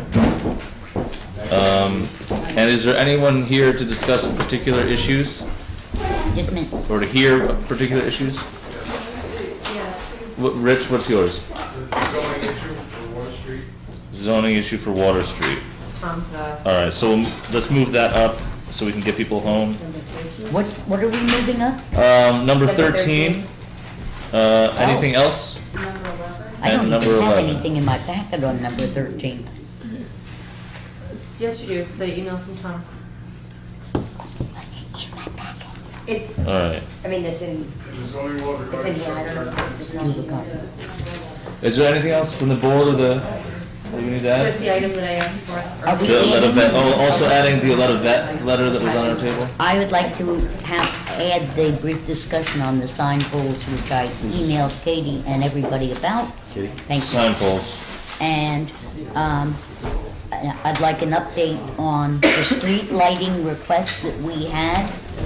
And I I'd can like, update you on that. and I don't know whether, I don't care whether we do this in executive session or where, but I'd like the status of the building inspector and the planning board ZBA site. Yeah, I have that for executive session already. Okay, So- then I'll take it off. All right, any other additions? All right, I move to adopt the agenda. Second? All in favor? Aye. Aye. Public comment. Rich, Butch. Butch. Yeah, called him Rich by accident. I hope they paid a lot more. Sitting through that was painful. I don't really want to be here tonight, but I waited till after the elections, so it wasn't a political thing. But there was a grievous occurrence by a member of this village board against me and against the village. About a month before the election was over, I get a phone call from the Commissioner of Board of Elections. A complaint was made against one of my signs in New Paltz. The commissioner, of course, laughed it off, saying, that's not a Board of Elections, take it to your local people. And calls me to give me a heads up. I asked who did it, and the person, who I will not name, who did it is a person who's had a long-standing grievance against me and the main course, and I defend the main course, so it gets taken out on me. So this was the person who made the, in Yiddish we call it a balabusta, you know, a busybody. So I'm driving into town, and this is what was there, and this is what was complained about. They complained about the sign Right. under the Welcome to New Paltz sign. So The campaign sign. Butch, may I see? Sure. The complaint was made It's a picture of a Butch Denner sign, lawn sign, underneath the welcome to the historic village sign on Anybody 32. would like to see? And somebody complained about that? So, yes. So, to put it in context, even though I ran as an independent, here is the same sign, but with 2 Democrats during the previous month's primary. Wonderful people, Dan Torres I support, Jeff Logan I don't support, but a wonderful guy. Same one, no complaint made. Okay, let's jump to the complaint about me. I drive in, I see the sign is gone, thank you. I see the sign is gone. I'm not stupid. I drive right to the village board because the guy said, the commissioner said, he's gonna recommend the person complain to the village. Okay, I walk in downstairs and Ms. Esposito sees me, smiles, says, Butch, your sign is over there. I'm sorry. I said, were you directed to do that or did you do that on your own? I was directed to do that. I said, by a trustee? She said yes. So I said, Sally Rhodes? And she said no. My apologies. You are excused. Thank you, dear. She said, I said, if I keep going, will you tell me? She said yes. I said, Tom Rocco? She said yes. Tom Rocco, esteemed member of the village board, also a Democratic committee person, directed a village employee on village time at village taxpayer expense to go, A, outside the village limit. The sign is in the town, not the village. This is a grievous occurrence to me as a candidate and to the village as a whole. I don't know what you're gonna do. I don't expect an answer tonight. I'm sure this is an executive session thing, but village taxpayer money, village employee time, directed to do political work on village time. I take it seriously. I sure hope you do. Thank you. Thank you, Butch. You're welcome. Would you like to apologize again to me? Nah, come on, Sally. Tom, is there anything you'd like to say? I live to be 63. Yes, I don't direct village employees to do anything. I called attention to something that I was told by a constituent. And the constituent told me that there was a sign attached to a village property. And I suggested that I thought that was inappropriate. So you, without checking yourself whether or not it was attached, you took it upon yourself to do partisan political work in a village position. I'm just saying it. It's not for me to discuss it with you. That's a village trustee situation. Thank you. You're Thank welcome. you, For the Butch. press, I hope. Anyone else? Public comment? Michael, you going again? No, sir. Oh. Oh, all right. Enjoy. Any other public comment? Well, Jason, I would, in view of that, I think that we, as a village, are going to have to be more dutiful about where political signs are put, because one was in front of the firehouse, and that is public property, it is Right. village property, and that should not be. So we have a problem in general in where election signs are being put. We take down a bunch every election. No, When but they're in the We park do, or- but we don't take them all down And we all the don't tell time. people. And we, it's not clear what village property is or is not. Like that triangle on 208, there's always political signs there, and that is village property. And I was tempted to remove signs, all of the signs, totally Well, didn't what care I- whose signs they were, because I knew it was village property, but I also know that I'm not supposed to touch signs, Yeah. so I let them be. But I think, what Sally's saying. What is I'd true. like to suggest, and especially for village elections, which are in our control, that when the petition period ends and candidates are known, all candidates receive a letter from the chief election inspector informing them where it is inappropriate to place signs. I like that. School districts, you're not allowed to use public property for political purposes, and I think that's a nice way of handling it, because lots of times people have people putting out signs for them and they may not know the rules. The buck stops with the candidate, so if the candidate gets a letter just nicely informing them where it's appropriate, I think that'll solve the problem. And then if we find signs that are inappropriately placed, we can do something about it. All right. That's my suggestion. Last call, any public comment? No? All right. Let's get, go in order, number 11, the short-term rental law. I can speak to this if you would like. Yes, please. Because Joe and I did meet, and that's where we came up with the language, well, Joe came up with the language, but, part of my issue, and I think it was maybe your issue too, Jason, with the definition of short-term rental was the idea that like, well, what if I need a cat sitter and I'm going away, like I will be next week, and I need somebody to come do that. The word for profit make a big difference here because it means that, you know, if I'm doing a house swap, for instance, I'm not making money off of this. This is not a profitable business venture. It makes it commercial if it's for profit. So I think that that language put in there certainly solved the issue that I had with it.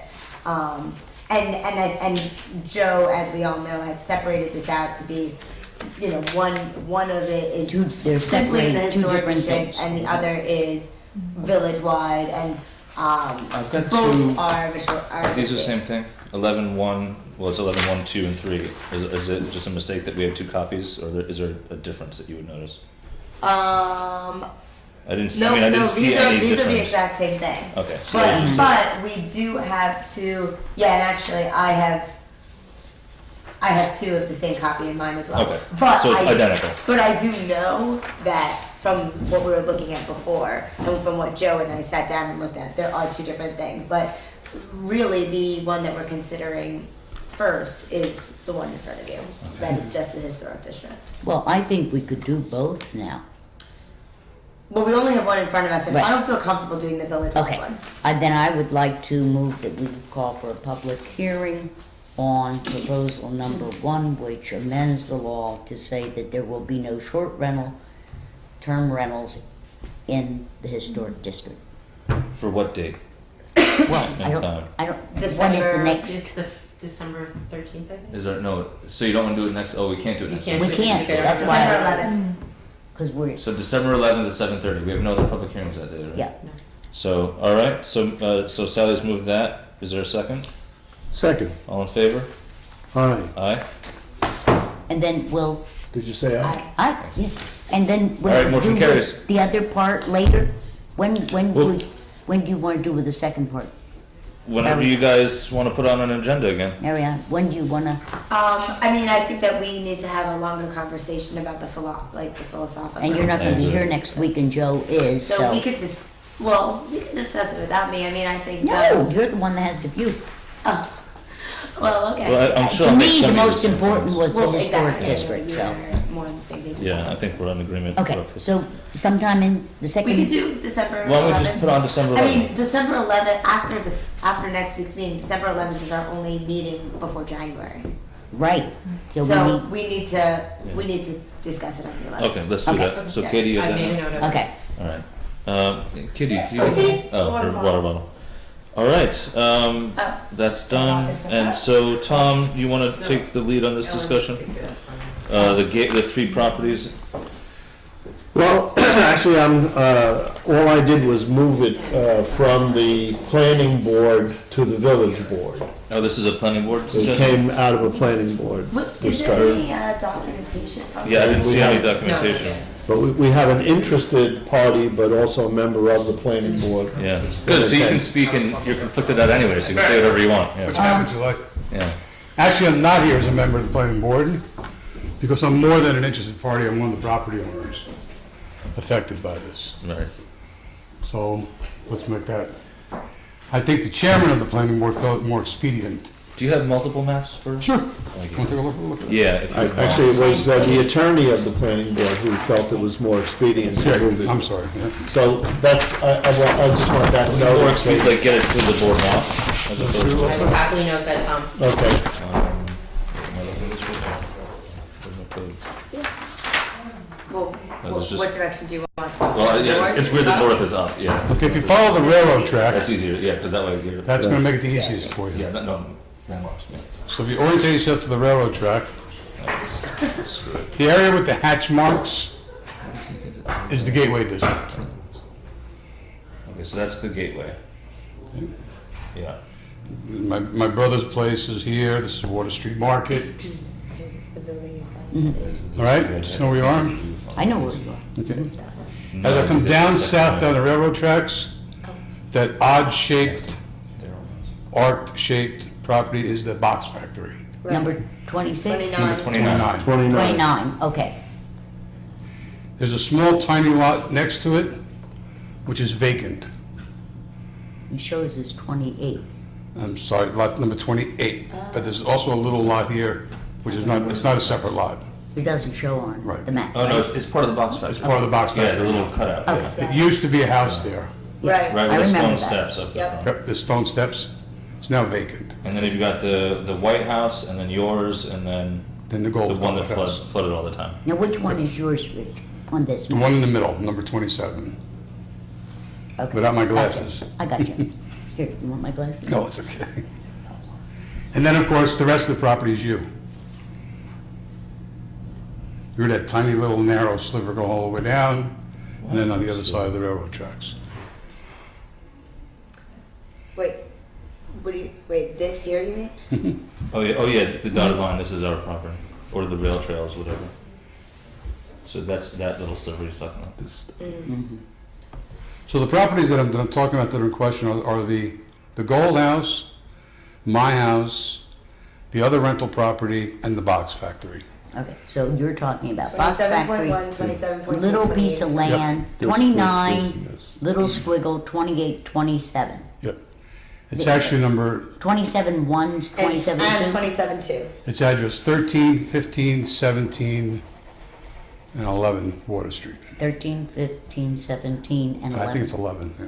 The box factory is 11. Okay. Or the empty parcel is 11. The box factory, I believe, is Okay. 11. So what are the realistic impacts of this? The gateway. The problem Mixed is that use- it was mixed currently use or zoned business district? F.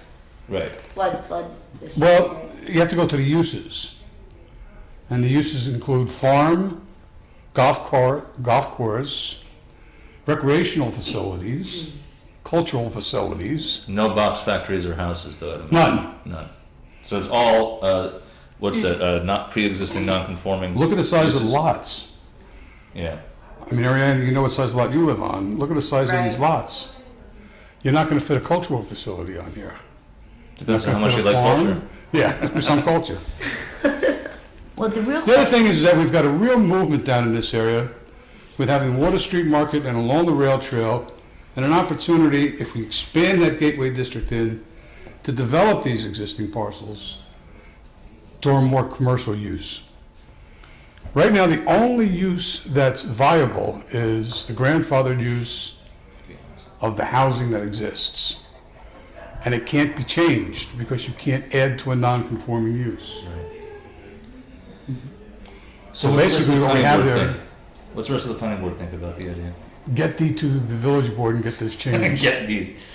I don't Tom, see a it's- recommendation from the planning board. There is none. I'm here to tell, They we need a can't change it. recommendation. We're not making a No, recommendation. no, no, but they can recommend something. Well, we can. And let me- why haven't they? Oh, well, no, again, I'm not speaking as a planning board No, member. no. Well, We're not a planning board. I'm asking Tom, he's the liaison. Well, I was present for the discussion that did take place. And while the planning board, I will say, was sympathetic to this, they did not want to take action because their attorney believed that this was a zoning issue that should start with the village board. Now, the village board can send something back to the planning board and say, hey, we want you guys to make a Look, recommendation. he's not wrong, and Sally's not wrong. Actually, Sally's right. But because it would be, I mean, as Rich said, it's not a planning board. As someone said, we don't have a planning board. We have a site plan review board, No, we have a compliance board. compliance board. But That's right. this board has been saying to, and every iteration I've been a part of, 6 or 7, I think I counted, has been making Sally's point, which is we want the planning board to propose legislation. Right. It doesn't change where we go next, which I think is this is simple enough that we'll just take it, and I think we can move with it. But in future, if you guys could just bring back, tell George we understand, but get us the memo. Tell us why this is a good idea. Why? Because you guys are the ones who know the Because it code, is you in know. the floodplain. Yeah. That will not Except- change. The except- zoning doesn't Except change. the rail trail acts as a dam. That's See- the that's the difference. One Yeah. second. It doesn't change. The zoning is F. The zoning is not, the underlying use of the land is floodplain. That doesn't change. No, but my point is that most of the stuff that I have seen, that Jason has sent me, other, the town, you do not build in the floodplain. Right. Right. Except we've got a dam. You've got a We've dam got a here. dam for these So if parcels. that is the exception that the planning board, in their wisdom, since they deal with these things, think, I want to hear that from them, because I don't have that wisdom. Well, But you've then, also got an area that's, Sally, that's completely built out. I'm not saying take all the F zoning and change it to gateway. Well, We have plenty of other F zoning. then I think if we change it, all that should change. Why? Why not? You're spot zoning then. No, we're not. We're adding it to the adjacent gateway district. No, but I mean, where's the floodplain end, Richie? Can you show me? My brother's house is in the floodplain, and it's in the Yeah. gateway district. Right. Then, Why can't my house be in the floodplain and in the gateway district? but I'm not saying it can't be. I'm saying I'm not a planner. And I think that's what I have a planning board for.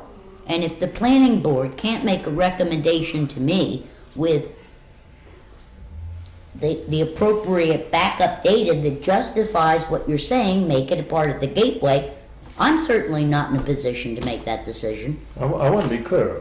We're not saying that the planning board refused to act.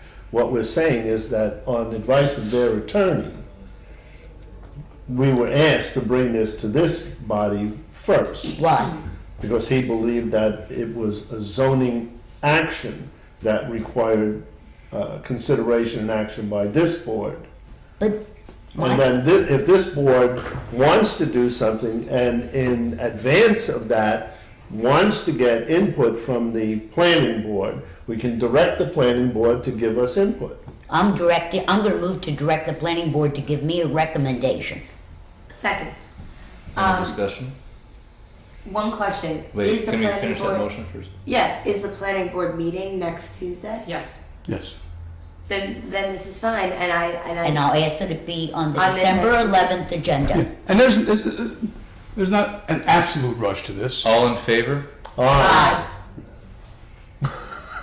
Nay, Yes, but only there is. because I don't think we need You've been it. poking around with this for at least 3 months that I know of. Oh, God, this has been a nightmare for me. Okay, so then So there is a rush. We'll table this till December 11th, and you guys will get us a why this is a good idea memo. I won't because. The rest of the planning board, I'll yeah. send an email to Maurice tomorrow, Thank you. telling him what the will of the board, of the village board is. Thank you very And much. I want it from Mr. Rodenhouse because Mr. Rodenhouse is the one who made this suggestion.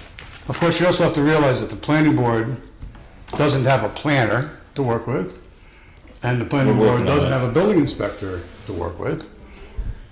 And that's why We've I'm got, going to. we've got one building inspector who was hired conditional, he's getting the certifications.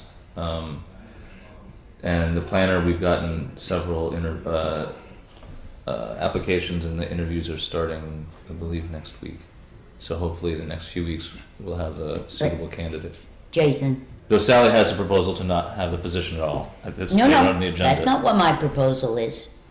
Oh, I'm sorry, Katie just a did not discussion put on the what position my- of, Katie did not put what I put in the email into the agenda. I thought I'd heard you say that before, that you were wondering whether we need one. No, there is something I want to nullify before Oh, I I do see, this. okay. Regardless. But my point is, I don't think, Jason, it is fair to say to people, we will have.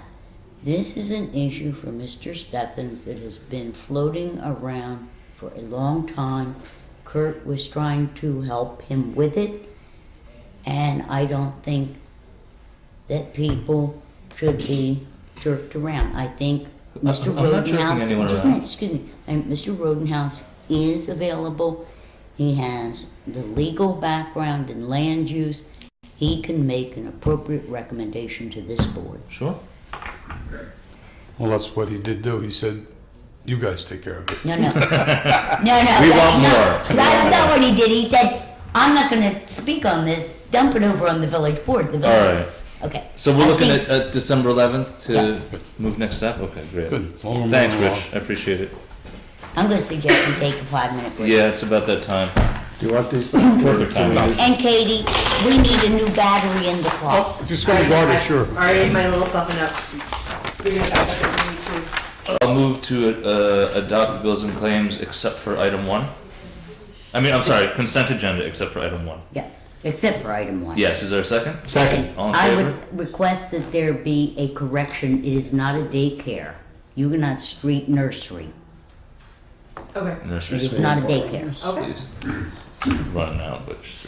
I can, I'll All split. right, all in favor? Aye.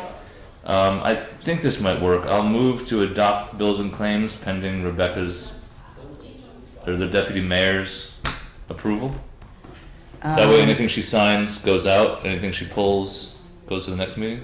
How about we approve them pending her signature by Friday, Yeah, that's fine. August the Not 15th? August. I mean, November the 15th. And if she pulls anything out, we'll. deal Yeah, with so it. that'll do, is that? I'll second. All right, any discussion? All in favor? Aye. And Katie, I know Rebecca's back is out, actually as is mine, so if there's an issue, just let me know and I'll drive them over to her house and drive them back. Sure. All right, I've got notes on everything. All right, let's just go down. Number 9, I printed out a clean copy with just the change we discussed last week, just so you could see where that would be. Right, item number 9. And I asked Katie to send or to bring with her Right. corrected versions because those are she pages. dropped a page of the comparisons. I'm so Yeah. sorry that I did that, but yes, I did bring it as requested.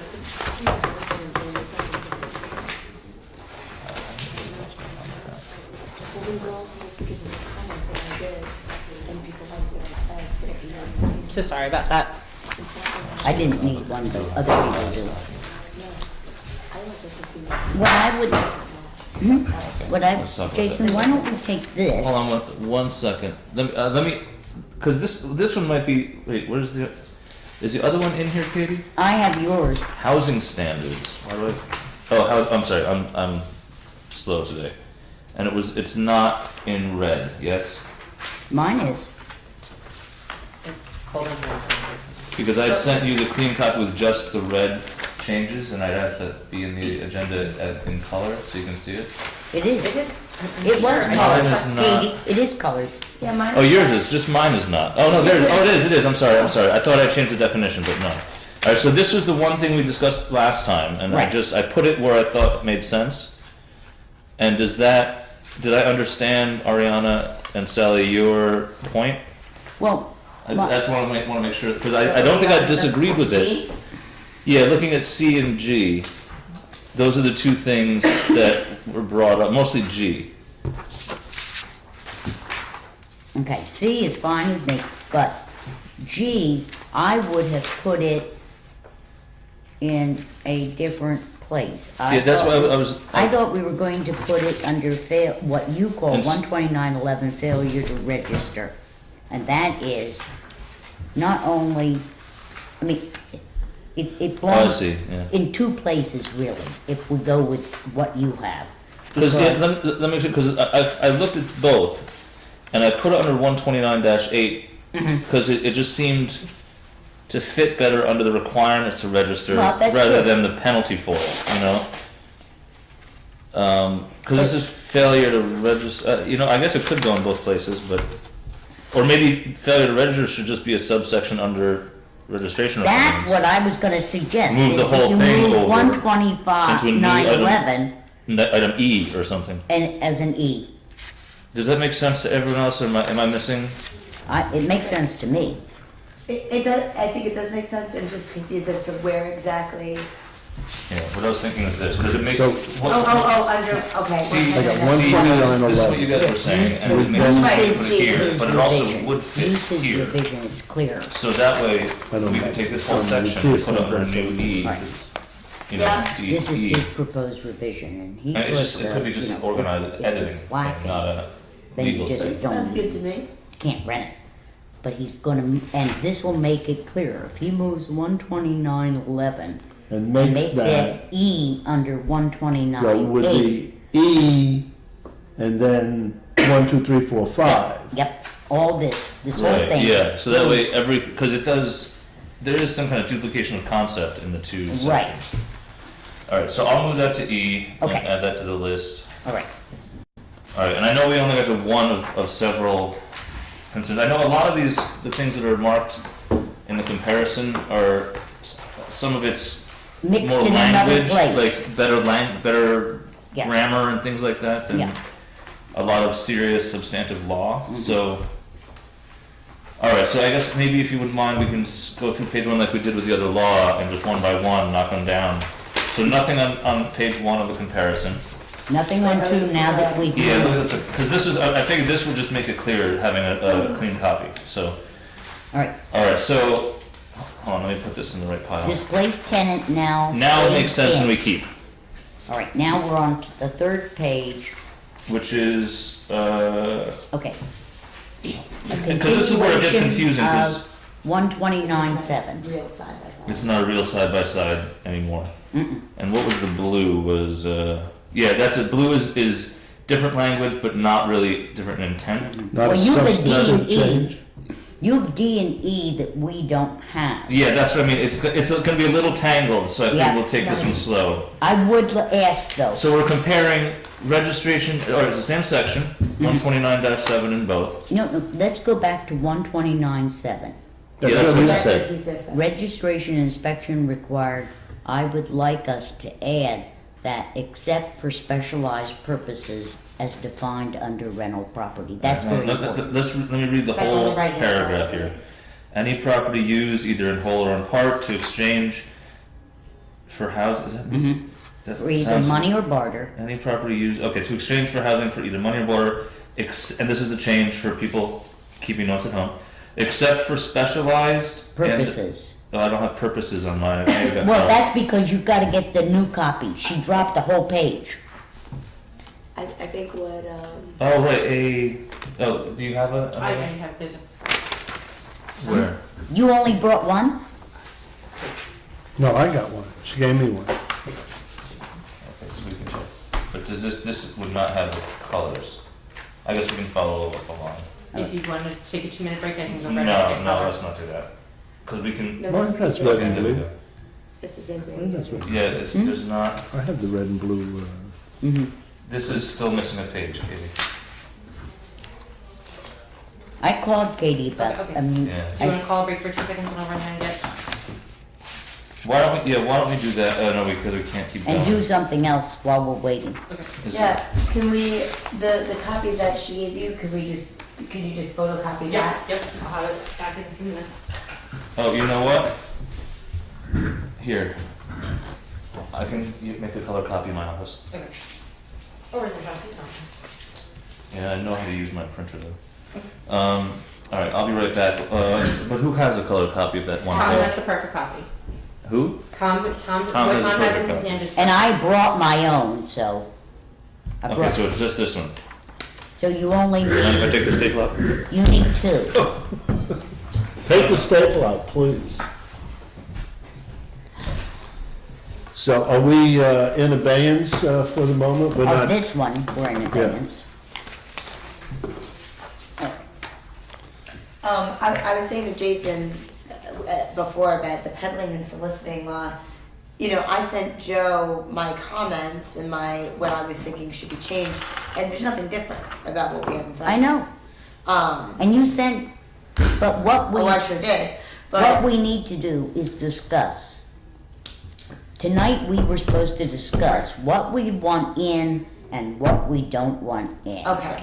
I think I don't think Joe drafted anything new because you. Right, were he gonna do called exactly me what and you asked wanted. me, he said, you know I'm not gonna be at the meeting, and I said, I know, but what I understood we agreed to do is to just come up with concepts Okay. and get rid of concepts, and Katie should be allowed to participate in the discussion Okay. because she's the one that has to deal, and I really dislike this law I altogether. think we need to Start again. You and I kind of talked about Yep. the idea of separating out peddling and peddling and soliciting versus vending. I think because the idea of peddling and soliciting is door to door Mhm. versus the idea of having a Well, cart then you or have a to truck. break up, Yeah. yeah, but then you also have to break up the idea of vendors for one-day activities and vendors who want to be out in the street. Right. I So think you have two I kinds think of those are two vendor different classes. things as well. Yeah. And then, what do you call a good humor truck? Cart. Yes, food truck. It's a food truck. Okay. And I think we need to discuss, do we want food trucks? And where you want them. I mean, I have no problem, as I said in the very beginning. I don't mind if they make an arrangement on private property and that's between them and the private property owner. Well, that is something that is an ongoing issue Right. that you know about, and I think, according to our law, that's allowed, as is right now. What is allowed? What you just described, having- arrangements with Right, private but what property is not with allowed private according to business our owners. law are food trucks on public streets Right. till midnight, Well, we have which somebody. apparently we're doing. No.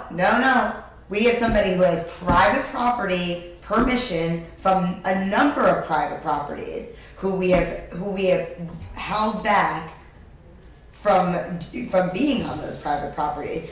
And I think the main issue is how we define a public space, because a public space could include like Bobby Down's parking lot, for instance. Bobby Down's parking lot is a private space right now. Right. And if he But- wants to allow a food truck there, But according to the public space definition, that would be considered a public space. But we have no right to say what can happen on the public space, on the private property. and I think we ought to get away from the use of private property as public space. Agreed. Because it isn't. It's either private property or it's public space. Wait, do we not have the ability to regulate what kind of business is being run in what kind of location? So that if somebody wanted to open up a full-service a liquor store and they wanted to do so on private property, they can't do that. No, absolutely not. No, and there are many other things that they According to can't the way do. our law is worded, if somebody is attached to a business that already exists and Like the hot it's- dog cart Yeah. at Water Street Market. Yes. you don't have a right to say you We can't have have that no hot right. dog cart there. That's between Water Street and that hot dog cart. And that's why I'm saying the issue becomes with how we define a public space. Yes. And saying that private property can be considered public space. And I don't think it can be. I think whatever that private property is zoned for is how we regulate what you're describing. Well, say, just take the kind of simple-minded example. You have 4 homes across the street from here, but this is a B1 district. And you have a kid who sets up a lemonade stand and sells lemonade there In somebody's yard. in somebody's yard. Perfect. Mine, for example. That's fine. So that's fine. But and now the kid adds cucumber sandwiches That's fine too. and so forth. So is it okay to run a small restaurant here with no? Well, see, though, No, you because need zoning- all kinds of health code things. Yeah. So Then it becomes That's something not- that is a county level issue of Not having ours. a food service permit, and that's not on us. For us, it's if it's your grandchild and they want to come set up their lemonade stand and mine have. sell cucumber sandwiches. They did not and do they get that. temporary food service permit for that day, which costs $50 they in have the to get, but county. they have to get a temporary food service permit. That's No, they don't. They Yes, don't. they do. I asked about it. 'cause One day events, temporary food service permit, $50. If a grandchild wants to set up, Technically, if you wanted to go to the strictest letter then of the we're law. gonna go really specific because there are certain groups that do door-to-door solicitation. They shouldn't be allowed. Right, well, that's why we're saying we need to That's why separate we're the talking- idea that's why of we're door-to-door talking. soliciting which should be not. So I don't want to required. stop kids from having Lemonade stand. Do I? Certainly, Because certainly. that's a cute neighborhood thing. By the way, also- and that's not like a competing business. It's not like a competing business. No. All right, let's have this discussion. Yes. Yes. This is gonna be Thank fun. you. This one did not come out double-sided. You need? I have one. You I have don't, it? no, Oh, I don't need good. one. It's a nice baby. Here, Katie's good, that's it, yeah. It was the only thing paper I could find in my office. Okay, now you've got the right page. All right, back Okay, So to, we're we're looking on, back to It comparison says of for rental. specialized purposes as defined under rental property. yeah, We're, under the definition? under the definitions. So let's put that in quote or something like that. This also goes. Okay, Does this follow? It's A, 1, B, C, and A, B, D. Like, I that's did not. copy that. okay. Do you agree to that, Jason? Hold on, I'm sorry, we're negotiating. the- What, your pages? Yes, yeah, hold on, 9 to. Okay, under Just specialized, go 129. Under specialized, the definition So, does not include housing exchanged for specialized specific purposes such as childcare or nursing companion care. In other words, if you're ill and somebody's taking care of you and part of their oh, I see, pay is they get a room, yeah, that okay. doesn't, okay. Or Well- if you have a nanny, I thought we wanted to include those. no, they're not, they are excluded because they're specialized uses. But You need them. they're barter. I thought, wouldn't that fall under the barter definition? No, I don't think that would fall under barter. Housing exchange for specialized purposes is childcare and a nursing companion. So the babysitter you don't need to, and the day nurse The coming. nurse. But if you have to live in nanny, that would fall under barter for housing, as part of their pay, right? I guess the distinctions we made are when you're there for a few hours. Neither of the distinctions are there like No, but every if you're day. a all the time. nurse, Yeah, that's what I if mean. you're a nurse, Jason, Mhm. and you are living at Ariana's house and part of your pay to nurse her, and she absolutely has to have the nurse, Mhm. should not be considered barter, I don't think. Because it's Yeah. allowing But only, everybody needs housing, so then But- if need were the issue, no, you're missing my point. If something is essential to your being able to stay in your house, as opposed to going to a nursing home, and having a live-in nurse, part of her pay being room and board, that should not count. well, Live-in nanny is an elected. Well, excuse me, but it wouldn't count only because we'd make a specific exception. Right. But it would count if we left the generic, Right. for, Yes. barter or That's pay. why it says except for specialized. Right. So what's the most reasonable, limit to that? I mean, I guess So you if- know the core issue in this law, and I guess several others, is that Tom, you own your own home. yes, You don't fix your roof when it springs a leak. The only person who suffers is you, the owner. correct. If you rent to me, For the even if time I'm, being. even if I, for the time being, right? Even if Yeah. I'm a live-in, say you want to hire a live-in gardener, whatever. And I'm living there 24/7, and you don't fix the roof. I don't have the power to fix the roof, so it's a matter of, I don't have the choice. So it's being inflicted on me as a tenant. When you're not up to code, and it's your house, you're the only one who suffers. The second you make someone else suffer, I think is where we step in. Except that That's I what I'm think if saying. somebody has a live-in nurse, that person would be somebody who helps to take care of an issue like that. Because if I'm at a point where I need a live-in nurse, that person is helping me with more than just my physical needs. They're helping Right. me, they're cooking, they're cleaning, this might be somebody who is maintaining their house as if it were their own in Right. some way. Let me give you a counter So example. I see your Right. point, but Now, so- Nanny, what if- wait, Nanny I might concede. What if this may I think clarify it's too. different. If you have a live-in anybody who doesn't own the property and lives there 24/7, if that, say, the nurse, the person who owns the home needs the nurse 24/7, or I guess a series of nurses, but refuses to turn on the hot water or doesn't provide heat. Or Then that there's no nurse is windows. probably leaving. Wait, But the we're point- talking about the law. But the point is that it's our job because, like again, it's not their house. It shouldn't be their job to either quit their job or suffer or try to fight it. It should be the building inspector's job to go in there and make sure that those who are not owners are provided safe housing, I think there's. regardless of what their I job is. think there is a big difference in that particular issue. I don't disagree in general, and you know I don't disagree in Sure. general, but You I help think come up when with a you definition. have, when it is a matter of being able to stay in your own house or go to a nursing home, a live-in nurse to allow you your independence is very different than a live-in rental person. I agree with everything you said except the last part. The thing Which is, is I don't that think if us somebody's in that providing safety. position, that they would have the ability to refuse to turn on hot water or to refuse to turn on the heat, because if somebody is a live-in nurse, that person is turning on the hot water and turning on the heat.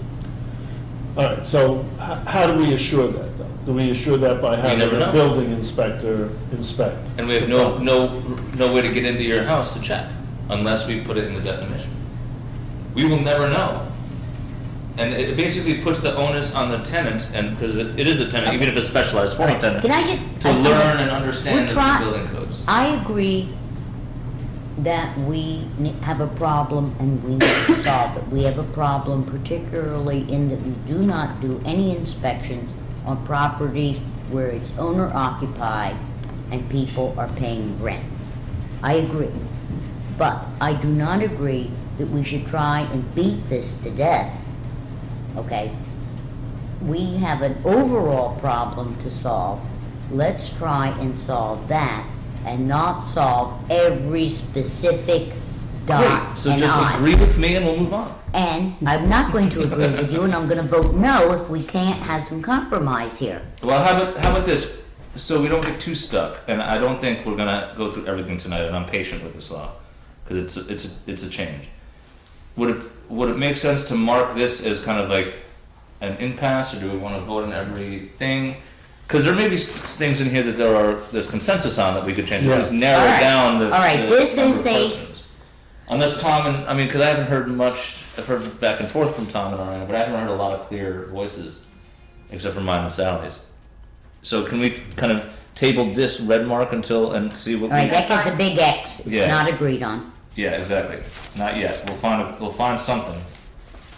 Okay, All right. So the next one. is yours, Right. So I have a D and an E, right. and you just have a C. Let me just reread these.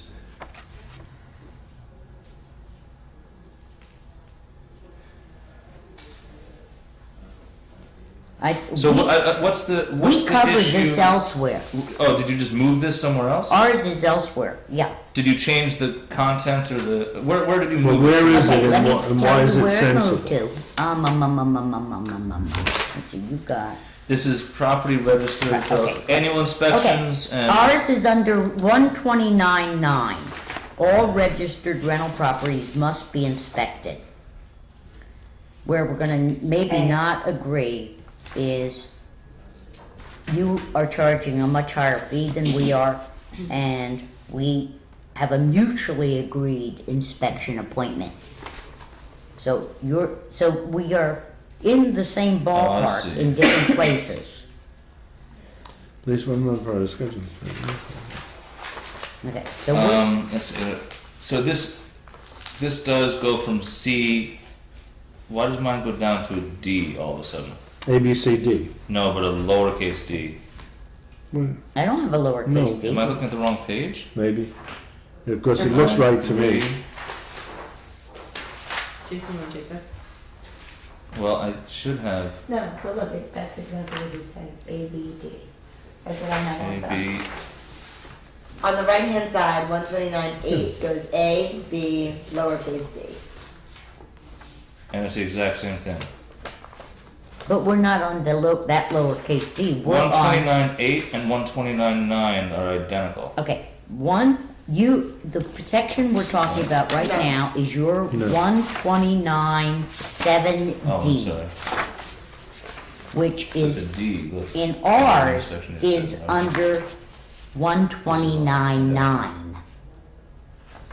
We moved each property registered, yours says, each property registered pursuant to this section shall be inspected annually. We have that as A of I'm 129.9. sorry, I'm looking at, I don't know what, no, don't, I don't wanna eat up more She's time. talking about 129.9. Here, Okay, Jason, so I mine, just wanna make sure, but this Jason, continues mine is to be on- stapled. Put yours in order by mine. Okay. Mine is in Thank you. order. Let me just see what I'm missing here. 128 goes to D, 129.9 goes down to A. Yours isn't backed up, so that's why you may have the pages in the wrong place. Mine is okay. Okay. That's weird. What, You made a copy of 2 pages here. yeah, And this one I have on here. so were they the wrong page, am I missing a page still? No, this is the page, but but the order is incorrect. Okay, it's not just me then. No, because what you have here, which is 9.2, goes to 129.7, and then what you have here continues 129.7, goes to 129.8, and then 129.8 is continued on 9.3. And it just is out of order. It goes capital A, capital B, lowercase. Oh, I see. Are you in order now? I have a duplicate page. That's Oh. yeah. That's what Okay. I'm saying, like Thank this So you. mine here. can come back. All right, so this Now. C, and then it goes to this D, right? All right, are you with me? Your No. 129.7 Yeah. D and E. Left-hand side. Just looking at 8. Oh, yeah. All right, I'm just double checking over on my shoulders. Okay, now I have everything. Are you there. okay? All right, All right, so your D and E of 129.7. wait. Now we're back to 129.7. Yeah, that's where you got caught. We Because have that was moved with that part is all under our 129.9 inspection procedure.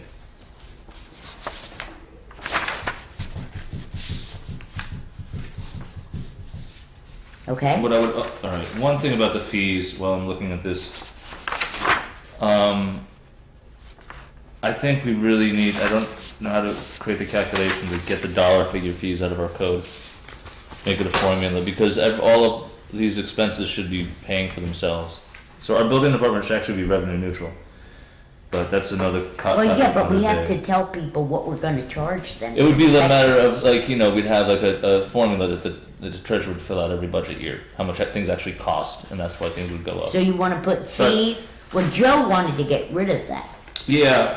I've been talking to altogether, Joe because about I it. have that the fees will be Yeah. every year. See, that's what I think we need to do. I think we need to have a schedule of fees that a that we separate have sheet. to Outside the act code. on every Every year. reorg meeting. So At every the reorg We meeting, said we were gonna do Yeah, that. and it's just it's an enormous project to go through the code. What I had suggested at one point in So time was we're that, gonna agree. hold on one second, is that almost like make that an automatic thing.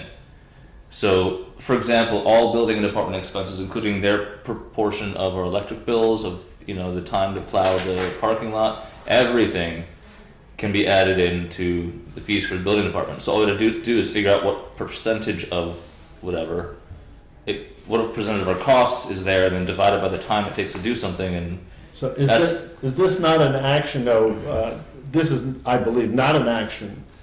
No, the action that must be taken by us. The preparation should be done by the attorney and the department and the heads and treasurer. all that. Yeah, The treasurer and the department. this is a whole other separate local law I'll be introducing. So Okay. why don't, Let's do that. no, let we me- don't want to, we may want to have a separate local law that says all fees for inspection, escrow, blah, blah, blah, blah, blah, shall be determined annually at the reorg meeting. That's all the law should say. And then that allows you to change your fees Yes. annually. Yes. All right, so we're taking all fees out. Do we agree on that? Yeah. And we're gonna have a statement that It'll say they'll says be set fees, annually. fee schedules and charges And that way we can actually like get some real numbers about what this stuff will costs. be determined annually I at think the we should reorg say meeting. set. And set, determined and set. And we'll give all these notes to Joe to put into legalese. But maybe moving down Yes, ma'am. 129.9, We agree on that one. Now, I think there was consensus. no, our next one Yeah. Wait, is, Yes. hold on. I believe the answer is Mutually, yes. mutually agreed, I want to talk about for just a second. okay, Because this is actually practically one of the problems that we have with the building department right now, is the number of cancellations and delays. So in between the time in which we say we're coming to inspect, there are more than a handful of landlords who will just not show up for the inspection, Won't go there. to do this, to do that. So it can stretch out to 6 months before you're even inspected.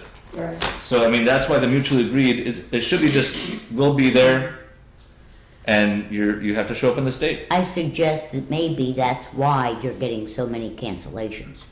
And I think our suggestion, No, we do it that way now. if a property owner fails to keep the mutually agreed inspection appointment, and that appointment is set at the time you register, Jason. I see. Okay. So it's an annual, we'll be there every June 16th or something like If that. that's the way they want to do it. Okay. Now, if you're supposed to be there and we've agreed I'm coming June 1 and you're not there or your designated driver, then you get fined for it.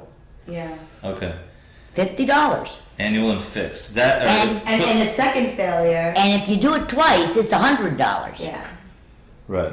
So that's a tighter version. And of keep it. in mind though that, and I know, because we're dealing with extremes a lot, because there are many landlords who are just fine and all that, but Yes. you know, we gotta fix the whatever. So, but here's the thing too, is that given the profit or at least the revenue that many of these rentals generate, if you know that you've got a $1,000 fix to do, I'll pay 3 of these fines. No. I'll pay 5 of these fines. No, because you're given the list when you register. Right. And if I come and inspect you and you have already got the list, you're in big trouble. That's the whole point of the law right there. That's the whole point of our law. Yeah. That's not the point of yours. It absolutely is the point of mine. Well, Well, but we worded it I better. wrote it. I said I'm the Jason, one who but wrote. we I'm the worded one it better. who invented that provision. But I do want to tell All right. you something, Jason, I Yes. discovered. Okay? And that is, I at least, and I think you are under the impression that we have a current registry of landlords. We do not. No, but I think it's something. It is now We being need- done because of a totally different reason, and the intern from the police department is in helping do it. Oh, great. So that the police department has a list of our landlords. Good with the address, contact But information, and all I that. just want it noted, we didn't have this up I till know. now. There's a lot of things in the code that Okay. just aren't existent. So, All right. all right. Thank you So for that. now- But that's useful. All right. So, I'll agree to the mutually agreed as long as we add in some language Okay. about annual and a fixed. Oh, fee. no question, we have that. Okay, so we'll have to add that in. I would like Okay. to actually keep clear that there should be a close analogy between your registration for your car. That was the Yes. model. Yeah, exactly. So Yeah. if your car, everybody understands. Okay. Yeah. So- All right. And so- the fees, we're gonna put in a fee schedule separate. Yes. The one thing and actually, this is quick, down to F. And I don't care if we leave your E in. F under 129. It shall be the responsibility of the owner of each registered rental property to post the name, email, and work home and cell phone numbers of said property and property manager in a conspicuous place accessible to all All right, tenants. so actually, that's a good idea. Let's go back a page to my 129.7. I'm trying to do reds back and Yes, forth. exactly. on each Good, page. good, good. So I think we can scratch D D. out of mine altogether. D because is that's scratched. I'm that we happy. have the better one on your version. And I believe that 129.70. your current Yeah. E is going to become D Each registered- and be left in. Yes. Okay. It Yes. should be responsibility owner. Okay, perfect. We So don't that- have that. Okay. Right, so I'm gonna keep that in, not Yep. cross that out, so. And we've already done, on the right-hand side, we've dealt with B because we're not gonna have any fees in. Oh, this is mine. We're Right, now, so we can just scratch that yeah, for we're, now. we're on page Fee 4, schedule. okay? Alright, And we're on our side. Okay, hold on we're one taking- second. Okay. And that's what Joe didn't like. The rental property registration fees will be reviewed and set annually, but we have decided that shall be. Okay, What did now, I just do? D, are you there? How can I keep losing this? Well, It are would you- be- are you- A, B, C, are you D. Okay, small never mind. D, or are you? No, no, I'm up on on the 4th page, I am on the fourth and I page. am on C at the moment. Is, if We've there are no already taken code, care of that. Hold on. So on, what I'm looking at is, at the bottom is 129-9, On your side? on both sides, they parallel each other. No, you need to go back a page. One, yeah. To 129.8. You need to Yes, go it back does. to This is what- 29.8. Oh, okay. Okay, Yes, are you that's- there? Then we're at the same page. And we're at the upper right, Jason, it Nice. says C, the rental property fees will be reviewed. We've taken care of that. Where's There. the noted? Where are you confused? What are you looking at? Just point to me. You're I not- don't That's have- not the right page. This is the most recent one I have. No, What? It can't Go be. back a page. 129.8, you're not, flip your page and see if that's, yeah, now. That's Okay, good. now you're where And we have different versions. you do. All right, let me just stand here and we'll do mine Wait. together. Let's find out where this. What? Here. Go to the next page. Maybe they're out of order for some reason. Yep, There's 9. yep. You're missing that page. Again, I'm missing a page. Yep, yep. 129.8. You aren't, but 129.9. he is. oh, You're Are you missing, missing you're in the wrong place too. Maybe well, you're this in is the wrong place. 129.8. No, we're in 129.8. That's what this, But when you turn the page, Sally has a different Yes. page than everybody else here. How about go copying mine? Well, 4 But we copies. don't know if that's the right one. Yes, it is. That is the one. B. Because see, Oh yeah, we're missing C. that's D, how E. I think discovered we're she just, I think we're dropped the missing 2 page. pages, that's Two what it is, we're pages, is missing that page what it 3 and 4. can we take another break while we do this? Yeah, let's figure this out. Take a break. We're missing Where 2. did Katie went to When make I copies? was reading it. Oh, I have a whole new copy. Yeah, you may not be able to read my handwriting. No, I'm just making sure we have the same notes here. Okay.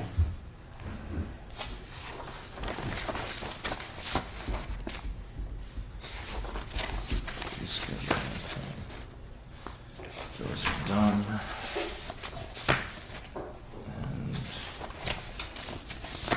And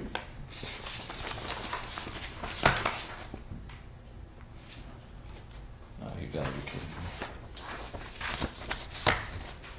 me. Okay, we ready? All right, because this is the page I was missing, wasn't it? That's why I'm confused. 128.8, A, B, C. Ah, Okay, that's the confusion. And that's, all right, we're on 14.4 of the new copy, everybody.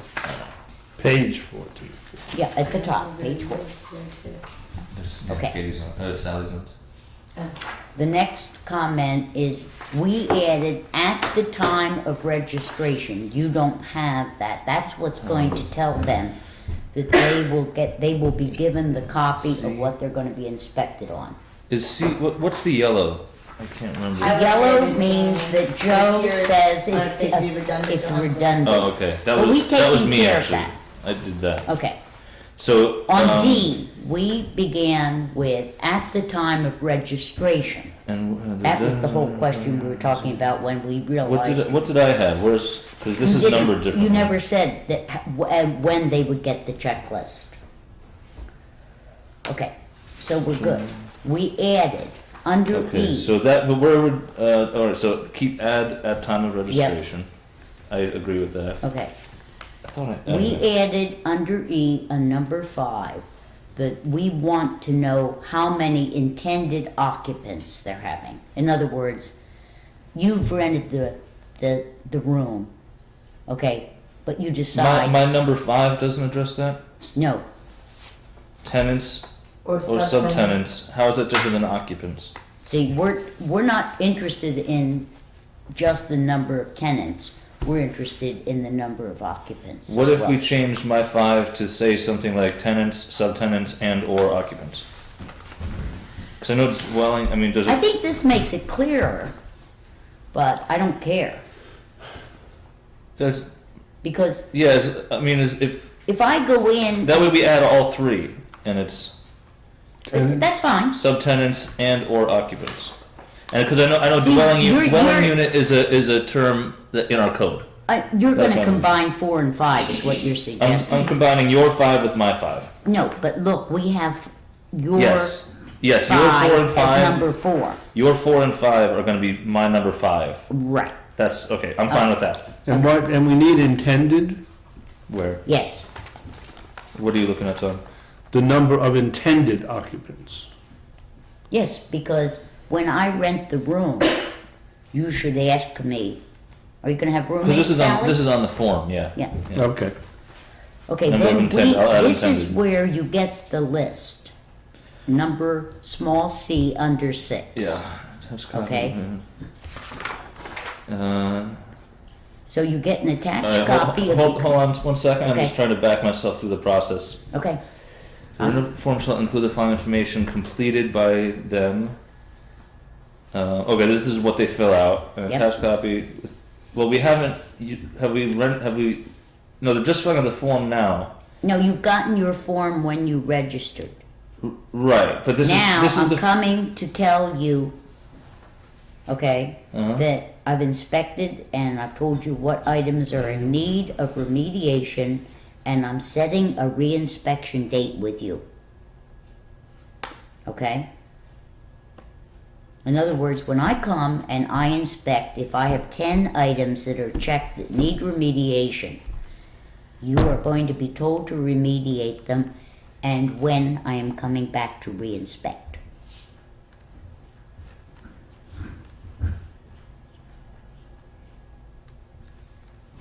And then when I reinspect, I'll note the remedial. Okay, so here's okay. Now I'm remembering this. So we've got your C, which I think I have just in the next It's just section. not as, you have it, but it's not as clear. 129.9 that at least 1 month prior to the scheduled inspection, they get the checklist, the blank one, Yeah, but see, and then we're doing it all in once. We're gonna expedite this. You come in, you register to be a landlord.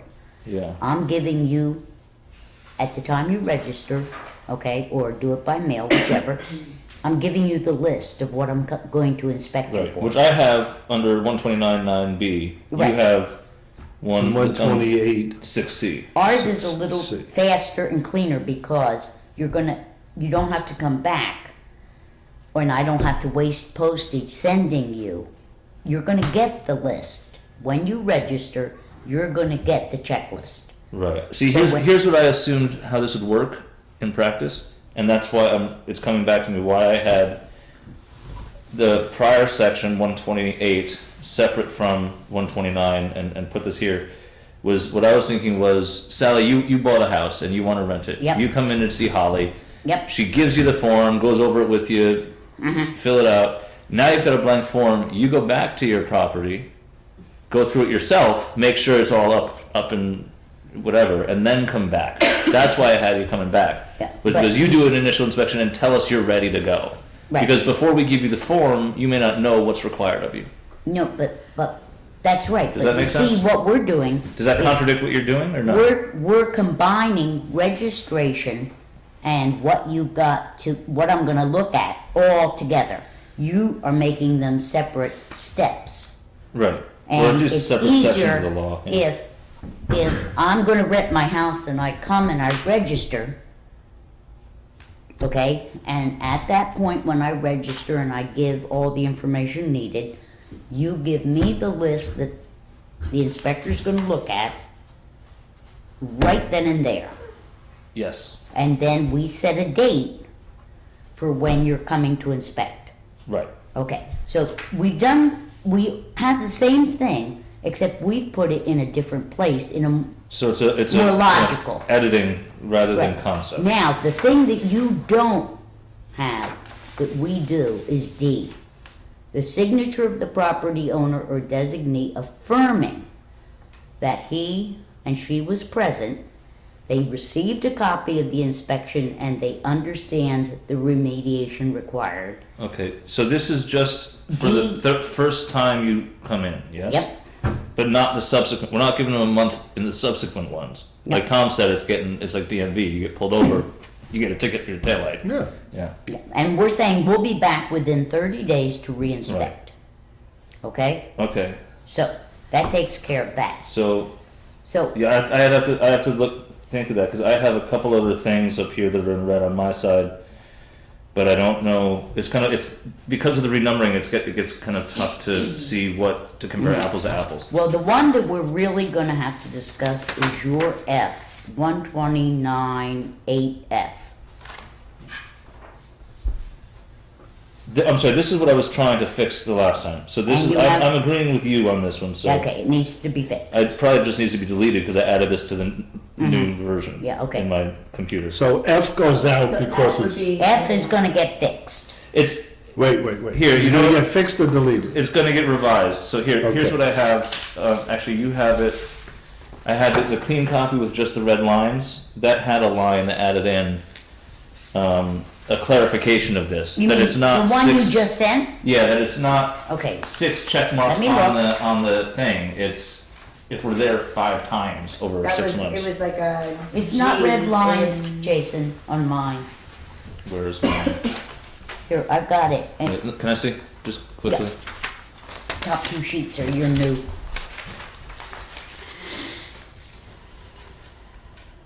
Oh, I apologize, I thought I put that in. I didn't find it, Property that's found why. lacking, and, yeah, I added that part in, that this is a deal killer, is the Okay, certain so F things. needs to be fixed. Yeah, so F needs to be Oh, I see. revised. Yep. So that it's clear that it's not, this is your point last time, that it's not, Ariana's house has 5 things that are wrong with it, she can't rent. It's, if we have to go back 5 times in 6 months, you can't. Yeah, you get pulled until it's done. So, if you basically drag your feet and your tenants are suffering that. All right, so I'll revise that and add Yeah. that in. And you might want to revise that. I'm not sure how your C, D, and E fit in where you have it. Okay? Under, Because what is I it under? think 129.9 or 20, 129.8, Okay. C, D, E, and F, okay?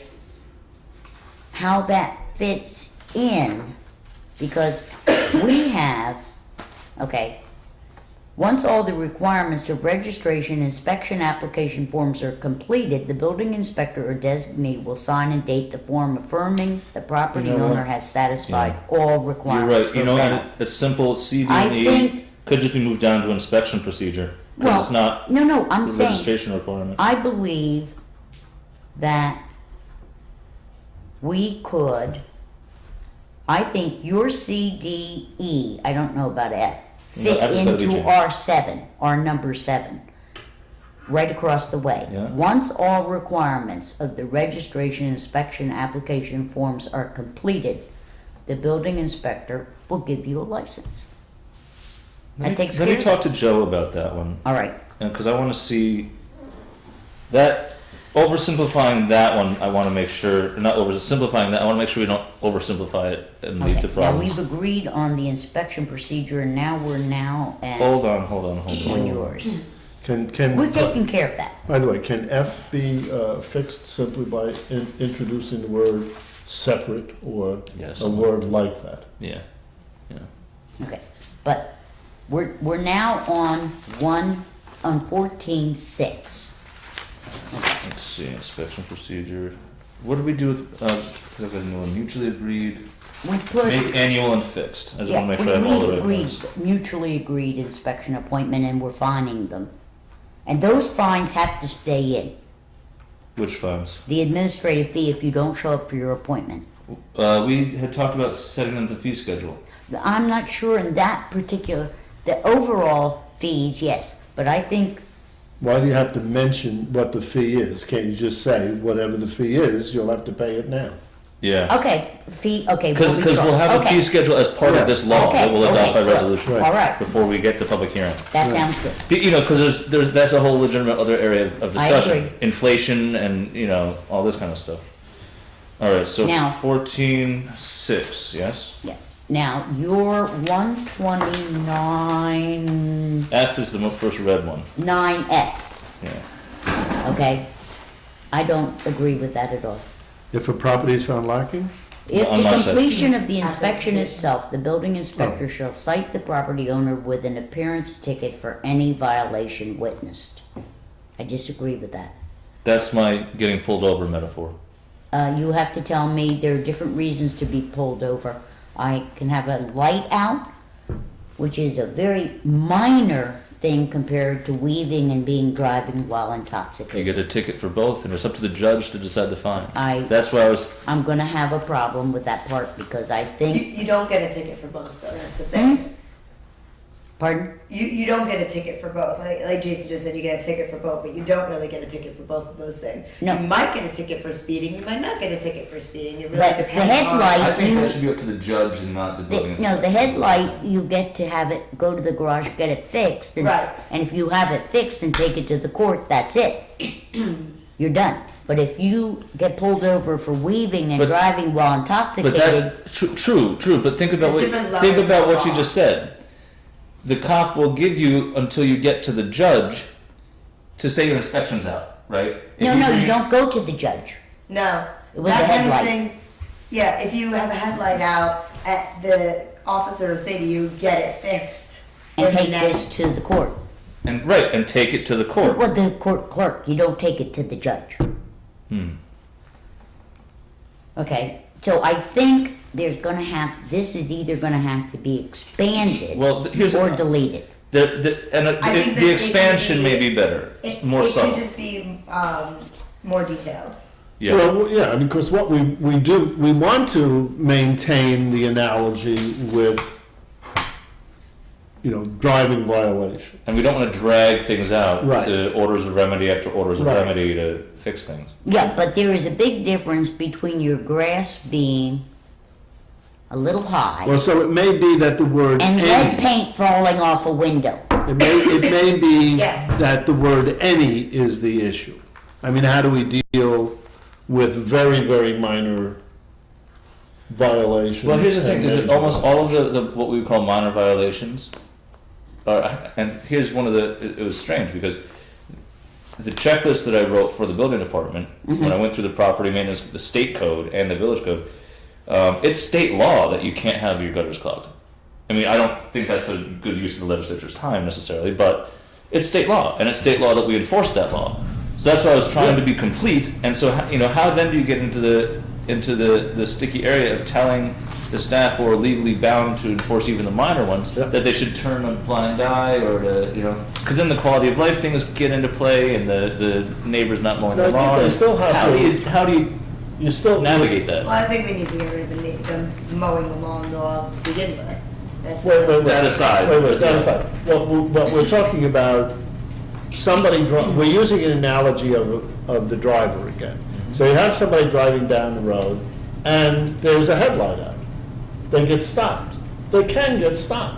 Right. They can be told that they have to fix that. right. They So are we're told. now told, we don't want to we want to maintain that analogy. Right. People have to be told that they have to fix them. Absolutely. If they don't fix it, then what? Then we've taken care of that. And here's the thing, and this is where we rely on the other branch of government, I think. And actually, interestingly enough, Mark Jaffe, who we will shortly have an update on, who we have provisionally hired as a building inspector, in his interview talked about how he worked with the town courts and this. And what he said was, he would he actually ended up playing a mediator role between the judge and the person with the violations, because he just wanted to get them fixed. So the judge would then rule things like, all right, if it's not, like you said, Sally, if it's not done in 10 days, you know, you're coming back That's or whatever. what we've But already rely on the judges as well as our building inspectors no. to help with this. I think if on the reinspection, the remedial work isn't done, then you can issue the ticket. But we've already Yeah. taken care of, I'm inspecting, 10 things are wrong, get them fixed, and when I come back, they better be fixed.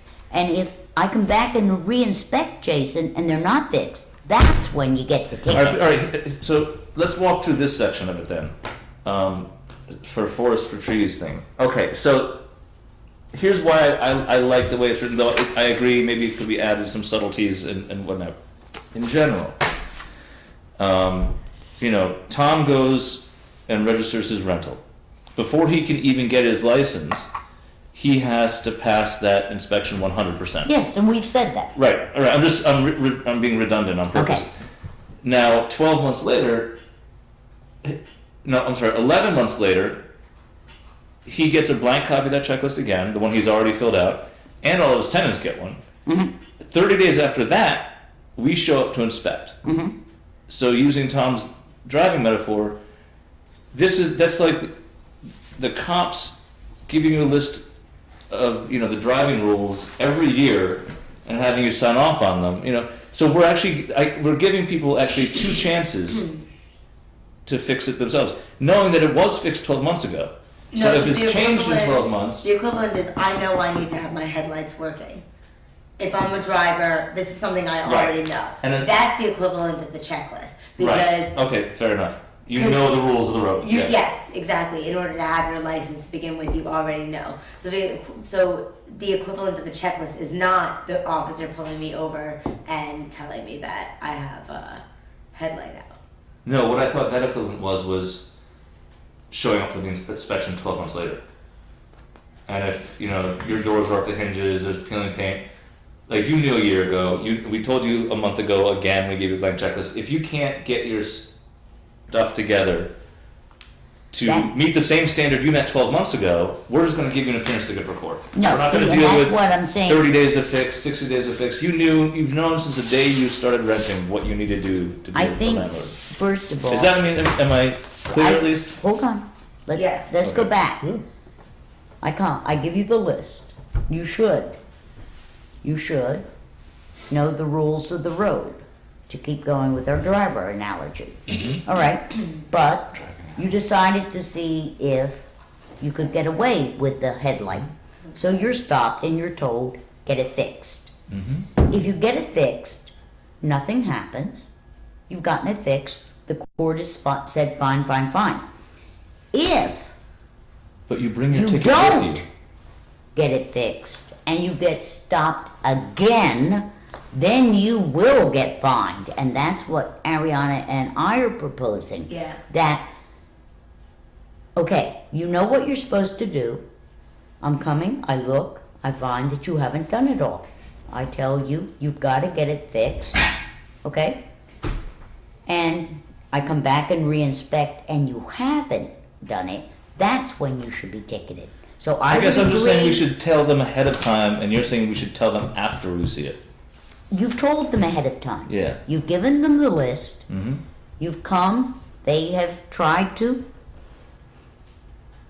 play games. You're saying, sorry, no games are allowed. You've got to have these 10 things fixed. I'm coming back within 30 days, and they better be fixed.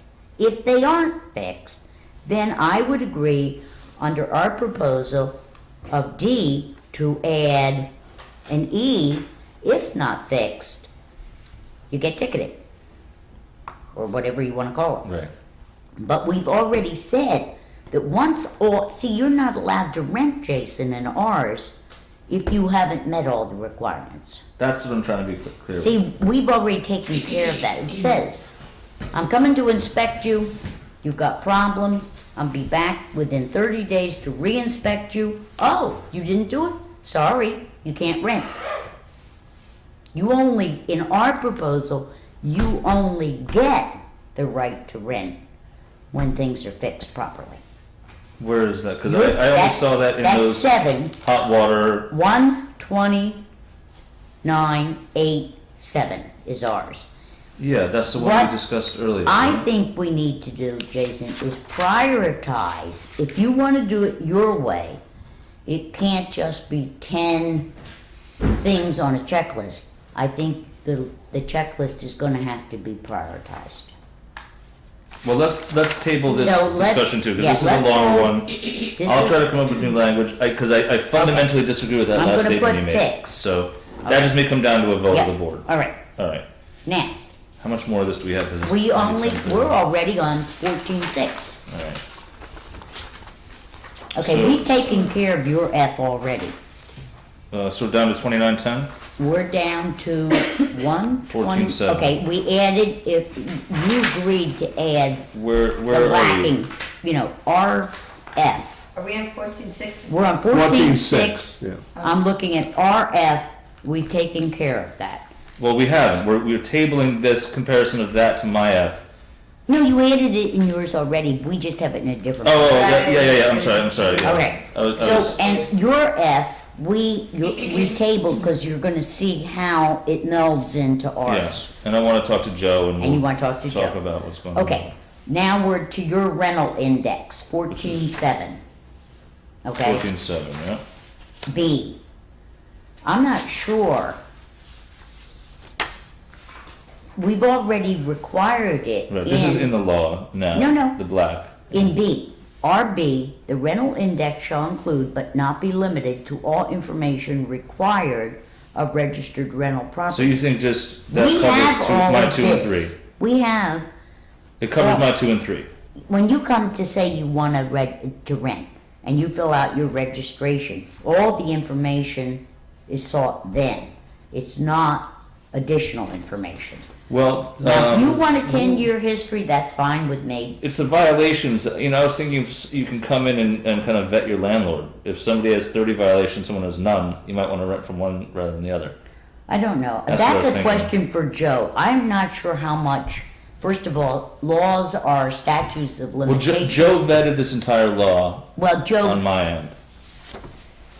So he approved everything that I proposed. and he but, proved everything we proposed, so that's not gonna help us here. Well, no, right, All depends on right. which law is there. So, the question is, do we want a 10-year history?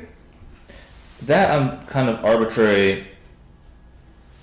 I mean, Think actually, about it. All right, think about it. I don't I think we mean, need it. it's more I was thinking records management.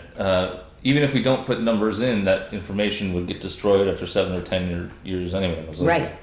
Although I think Joe said housing stuff, It does. our building department keeps it longer So maybe than we that. should even at least get rid of the 10-year history. Right. A history A history. I would agree with that. of all violations. So that way we have a file that has all the violations in That it. would That's be what I'm looking fine. at. Ariana, what do you think? Yeah. And, Yeah. and what is 3 redundant? 3 is redundant. Any other information? Yep. I would get rid of it. Okay. Yeah. Now, My only question about too, I think all violations, fires, or other. I mean, some of the places in our community are pretty old. Like information like that might not be quite so easy to obtain. Oh, I wasn't thinking going back. I meant going forward. Any new ones? Since this doesn't, I don't mean like doing historical research.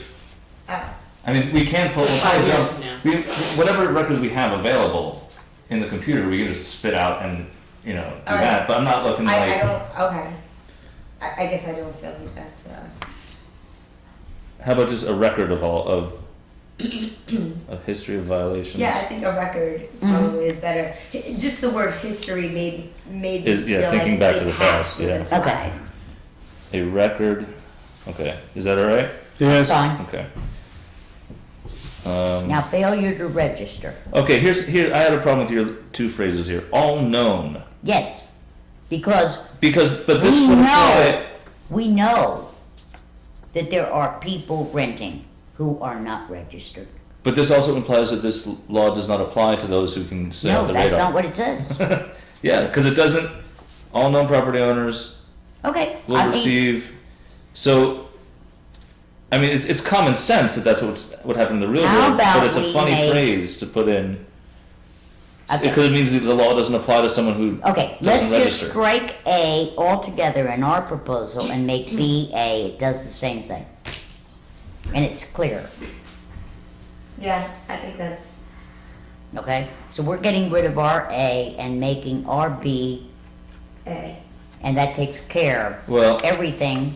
because I don't know why what is you this- mean by your three, Jason, cannot certify or affirm that he or she has the name, address, and contact information for each tenant. hold on, let me skim the Yeah, whole wait, section here. Hold on. Failure to register.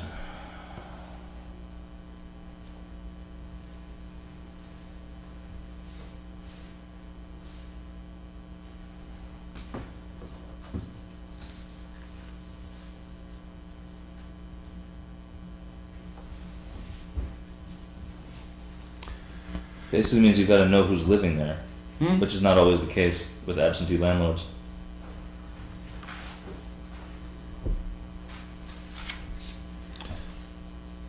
And if we need to get into a place, We've allowed for that yeah. earlier, that you can't refuse. I can't remember. Is that something that I wrote? Or is We it have in it the law now? up further. I just don't know what, I mean, what number, your number 3 is talking about. How do you mean? I don't care who you rent it to. But boy, your building better be up to speed. All right. Let me think about that. All right, think about that one.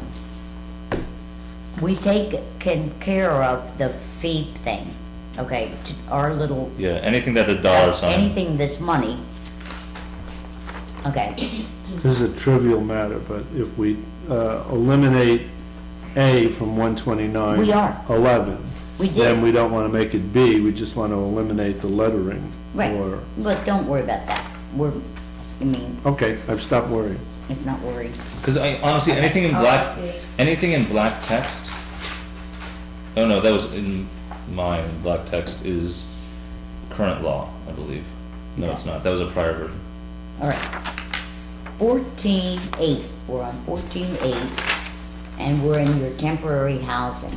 Yeah, you don't have that at all, right? No, and we agreed to move that up to the section where you must meet those 5 code things. If you don't have, if I come in and Right. inspect. The one that I added in, but poorly worded, Yeah. or that I'm going to add in. and Okay, so not this, included. I think, should be a consequence if you rent, So you just think we should move sections?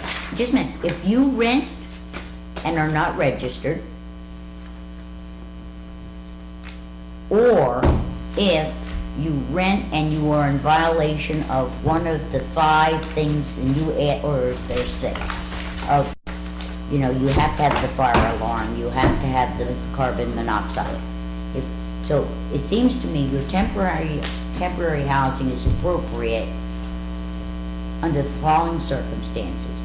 If you, Jason, are renting me a room and you have not registered it and I catch you, or the Ariana catches you as the building inspector, she vacates the property and temporary housing has to be provided. I agree Or the with roof that. collapses, or the boiler blows, or Well, that I think they would do anyway. But provide temporary housing. just a minute. If you rent, you're not registered and you get caught, that's temporary housing. If you rent and the building and you're renting before you get inspected, and the building inspector finds that you don't have heat, electricity, those biggies, then that's temporary housing, and I will agree to that. Wait, I have, Let me- okay, fine. Are you with me, Jason? Did you follow that? I'm mulling it over. I agree that should be added. Absolutely. Okay. Absolutely. So If we'll those- add that. Those big 5 Yeah. things that could threaten your life in the wrong season. That's right. Should And, be. or if you rent and you have not registered, temporary housing again, because it's vacated and I'm sorry, you knew the rules and you didn't follow them, out you go. So I will Tom, what agree were to you gonna say? temporary housing on those two things, and what do you want to say? I was just thinking of, well, I'm thinking of Sandy, actually. So what happens if there is a major event that knocks a house's boiler out, floods it, and the people can't live in there? Does the The landlord pays and gets FEMA money to rebuild the apartment that was just destroyed by the hurricane. I mean, So there he has to was, pay now, though. So out of pocket. Well, where would you go? I mean, where do you go? I think when you have an emergency like that, this law isn't even in play. What, like an act of God kind of thing? I think that we have to I deal don't- with. That's the question. I don't Yeah, know. I What do never you think even, about that? Ariana, when we did this, If we I get didn't kicked talk out of about my we didn't talk Sandy. about that either, but, You know, because I know it'd be hard. If you have an I agreement. had friends who, after Hurricane Irene, it was right down the road from me, you know, Yeah. where Melissa was living. They had a big mold problem, and there was a lot of work that had to be done, and they could not live there, and they were given temporary housing. It was not because it was the law; it was because they had good landlords. Right, I mean, But that's, those but are. that was Yeah. like act of God related Yeah. event. And I think that's when people come together and they Well, provide. I'm just raising the issue. I know, It comes to mind. And what about the apartments down in Town and Country that flooded and were up to 6 feet of water? I mean, Yeah. I knew one couple with a young kid. Yep.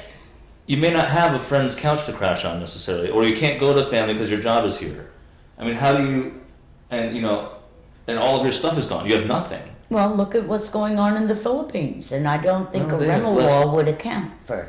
Well, Right. I mean, let's not even go that's there. a little bit different, but it's a But valid it's point. not. It's what we're But- talking about though, I It is. think, and it's what we may be facing. no. I think we need to update our emergency procedures. I think we include things need like a law. If in an It's emergency, Right. these things will happen. And if the village has And it to, is in process, as a matter of yeah, fact. if the I village think- has to rent some apartment houses to help people, we'll do it. I mean, I think an emergency is that kind of situation, a catastrophic situation, is not what we're talking about here. We're talking about what you must do if you are using a structure to profit So by. we may want to just leave this as is, Let me- with the knowledge that we need a new- separate ordinance Or- that concern Because catastrophic. what Jason is Yeah. talking about, or Ariana are talking about, has nothing necessarily to do with rental. It could be your house or my house that got destroyed, and we And it need may temporary be, it may housing. be irrelevant, and I'll ask Joe this as well, because, there's that, force majeure, contracts are always subject to the will of God, Right. or the acts of God. So I don't We may think- not even have the authority to put that in our law, is what I'm saying. Well, That's- after we're That's what I'm saying, done, we'll you find and out, I it may be a will- moot point. I That would be an suggest interesting thing. that what we Yeah. do is when we're done with this, we take a break and consult God. Well, St. Joe's is right down the street, and I was Catholic for a while when I Okay, was, we're taking out your 13C because. well, we're not taking it out, we're discussing it here. No, that's a fee. Oh, it's a fee, I'm sorry, you're right. Okay.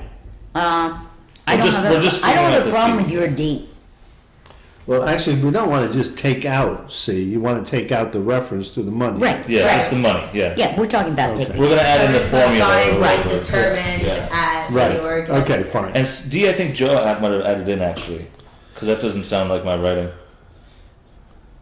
I do not mind D at all. I think Conviction that's or plea of guilty probably a through good thing. violation of this chapter shall require the revocation of this.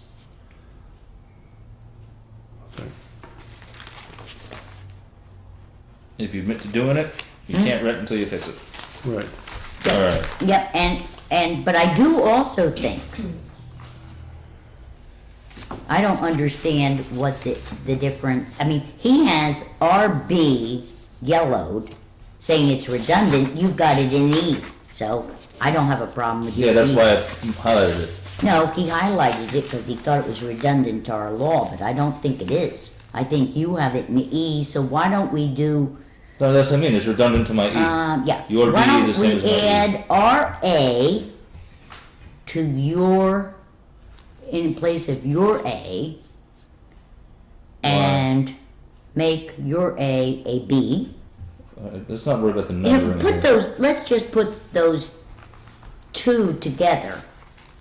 So you want to take 12912 enforcement Yeah, and and put it- collapse A and B in somehow into Into- 12913. Right, into across J's the way. 12913. Look, And we're yeah, all covered then. we don't need to, whatever, so. Yeah. All right, let me look at that again, because I'll bring another draft that we can debate, Right, Okay. hopefully by December 11th.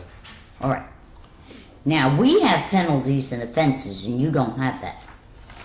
Yeah, Well, Mine was through, enforcement and yeah, penalties for offenses. Well, he has it, right, he As has one, it. one section, The two enforcement and together. penalties, yeah. I think enforcement and penalties are different and should be separate. Separated. Well, I always thought of penalties Enforcement as means you're enforcement. gonna go. Penalties is a tool you use to enforce. Enforcement means Right. I have the right and the authority to go. And the penalties I impose are the penalties I impose, but they're not the enforcement. So let's, Well, that's an organizational thing, we right. can discuss. I don't What's care the what we substantive- call it. What's the but substantive? Let's see if we can't consolidate your 12913 with our 12912 and 13, but, okay. I think we need RC under penalties, because this is something a schedule of fees can't do. No, that would be a schedule of fees. You It's a can't dollar tell the figure. court what to fine. All you can do is say the minimum or the maximum. Yeah, You which would be can't this, set it as a fee which would be as schedule. a schedule. Yeah, we can set the maximum fee in the fee schedule. Check with Joe about that. I think that's a And that different one, use of that one, fees. that one. I will. Yeah, That one has that to. has to be, that's different than fees and scheduling. Something else happened to the numbering. It's gotta be Yeah, changed too. I was just gonna say. Okay, all right, we have we're done. A, C, D. So We're we done. have A, B, should that be C, D, E? A, I B, guess C, so. D, E? No, all we're gonna do, No, no. Jason, No, wait, with this. what? A, B, A, Oh. C, D. Oh, you're right. All right, so it should be A, B, C, D. C, D. Well, basically, I'm gonna take mine and edit, save a new copy of mine and just What, and roll ours and in. roll yours in. Yeah. That's fine, or you can take ours and roll yours in. Yeah. I don't care. We're gonna consolidate. Well, and I'll bring back a marked up copy for us, so we'll spiral in on this. Now, We'll I've got get a great it. We'll idea. get it narrowed down every meeting. Why don't we bring back one law that incorporates what we talked about? That's what I'm gonna try to do. I'm gonna try to do That's what he that. said. And we have And I'll just highlight the things that. two areas that we need to fight about. Yeah. Well, what I'll do is I'll basically take mine as written and add in yours and add in the edits I have, and it'll all be marked up, one copy. Jason, it is far more diplomatic to say, I'm going to take mine and yours and make a third choice. Yes, that's All what I'm right, going to do. anyhow, can I ask, are we gonna get to, peddling and It's soliciting all up to tonight? us. It's next on the agenda. Let's do it Okay. right now. Or should, I have a better suggestion. Could we do 14 and 15 and the things that were added and then come back to peddlers?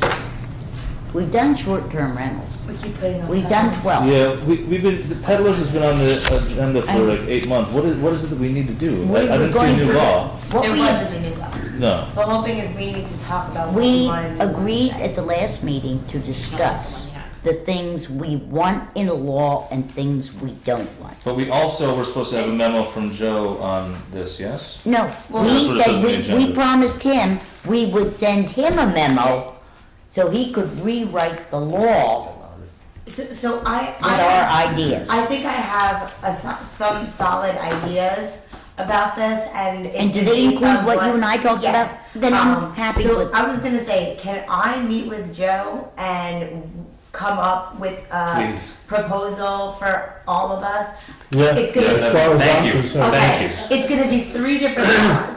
One will be about peddling and soliciting, Yep. which is really truly door to door peddling and soliciting, which is what our law actually is, but tries to incorporate other things. And we want to get rid Two of. will be about vending, and the third will be about one-day events. Right, vendor one class, vendor two Exactly, class. which I think need two different Perfect. kinds of applications. sounds perfect. Okay, And- I will meet with you. And we need really, really to decide right now, do we want to allow vending on four-wheel vehicles on village streets? We need a decision. If we're gonna ask Ariana to do I this. think let's let Joe and Ariana hash that out No, and come back. because Ariana needs to know, Ariana and I do agree. need some direction Alright. here. Yeah, Ariana and I agree that vending on private property, okay, In a Is commercial the- district. in a commercial district is between the vendor and the owner. That's number one. Two, we need a clearer definition of public space, because private space that is used by the public is not public space. Like the post office parking lot? That is not public space. That is owned by a private person. That just means they would need to get a permit from us. We don't give permission to go on there, but You shouldn't need a permit from us. If Mr. Kempner tells Ariana she can peddle flowers in his parking lot, that has nothing to do with us. The only thing that we might want to consider is, does she need a vendor permit to do it? But as far as whether she can or can't do it, On that particular property. is not any of our business. The only thing that we have to decide is whether she needs a vendor permit or okay. not. But that wasn't your first question. Your first question was about My- trucks. Hmm? Your first point was about trucks, right? Trucks. Well, yeah, but then I got interrupted. Okay, my question is, do I want to allow commercial food trucks on wheels? Because I think there's a difference between carts and a vehicle on commercial streets at all. Do I want to allow that? This is something I'd like Ariana and Joe to hash out. My opinion would be, because I think we're going to have different opinions on it. Well, I want to know what your Yeah, that's opinions what- are. Okay, Cheap. what I'm thinking is, yes, we should allow food trucks, but use kind of basically restrict them to certain zones. See, and I don't think we should allow them. I don't think, I would have no problem with a pulled pork truck sitting in a parking spot and feeding the meter for the maximum amount of time for an hour. Or an ice cream, well, maybe not an ice cream truck driving down residential, I don't know. But I think that there's parts of the village is appropriate and parts that are not. Maybe parking a food truck downtown is a bad idea because it I don't know beaches about the businesses. feeding the meter part of it. I'm just talking, I I think, don't know. well, but I'm saying. Because they could legally park like anyone else. Well, I'm thinking much more in terms of like behind snobs, for instance. There is a parking lot that is owned by the building owner. It's mostly for the people who live in the building, but people who go to snobs do come and park there. If there were a food truck there, for instance, you know, is that a place? I think that's a great idea. You know, that it's not taking up a parking spot that would be from And it's the private general property. public. It is private property. This is why it's different than a parking space. Because a parking space, like, you or I could park in it if that food truck wasn't there making money off of feeding a meter 50 cents. You know what I mean? But if I have an agreement with a property owner, that's a different story. So, But Sally was specifically talking about village streets, I thought. I'm talking about village streets. well, I think this is the question. Do we want to allow them on village streets, or do we want to just allow them on private property? I think we should allow them on village streets under certain conditions. Private property. Downtown, I think no problem. Tom? How badly do you want a burrito at 2 in the morning? on Well- the truck? Well, I don't think Morning, maybe that's not the at other thing. I'm gonna put it on. My question is, rather than a mere preference, my question is, do we allow any business to operate unregulated is any business. How are they unregulated Well- trucks? Health department would regulate. The health department would regulate have to them, inspect they them, would yeah. have to be inspected, Yeah. so. Oh, and here's the other thing too. One of the complaints I hear from business owners is that, well, we have the bricks and mortar costs, we have the overhead, Right, and there must be a way to calculate, even estimate the square footage. taxation. Yeah, square footage of how much it costs P&G's square footage overhead, and charge that to the guy. Maybe it's $500 a year or $2,000 for this food truck, but something equivalent to what the overhead cost, proportional to the overhead cost of a bricks and mortar business. that's So a that because thing. that fee then helps pay for the things like the paving and the plowing that the But businesses. I have to do. certainly think that there have to be hour limitations, for sure. You don't want that I don't want Scott that food Joplin truck there thing at 2 going o'clock by in the at morning. 4 I'm still Behind not Snug's food truck at satisfied. 2 in the morning would be great. Yeah. You know, if you own a That's private building property. and That's- you want that's why to I'm leaning introduce towards that a as new well. business. See, I don't in have a that problem building. with that. Wait, hold on. We got two conversations Oh. going. Yeah. Whose is more interesting? Tom's. Oh, okay. If you have a building, you own it, but you want to introduce a new business in that building, you have to go to the planning board. Mm-hmm. You have to go to somebody to get authorization to run a business. So maybe we have them go before the planning board and get their routes approved, or their something like that. If they're going to be mobile, the There route has to be, approved. I Yeah. think we require every Make every. How about this? new business at least. What about every food truck? I don't know. Does it have to be food? You wouldn't sell anything else of a truck, I guess. You could sell purses and. It's a special- Okay, so wallets what, and- make it a special use permit. Make it a before the special planning- use planning permit. board, you know.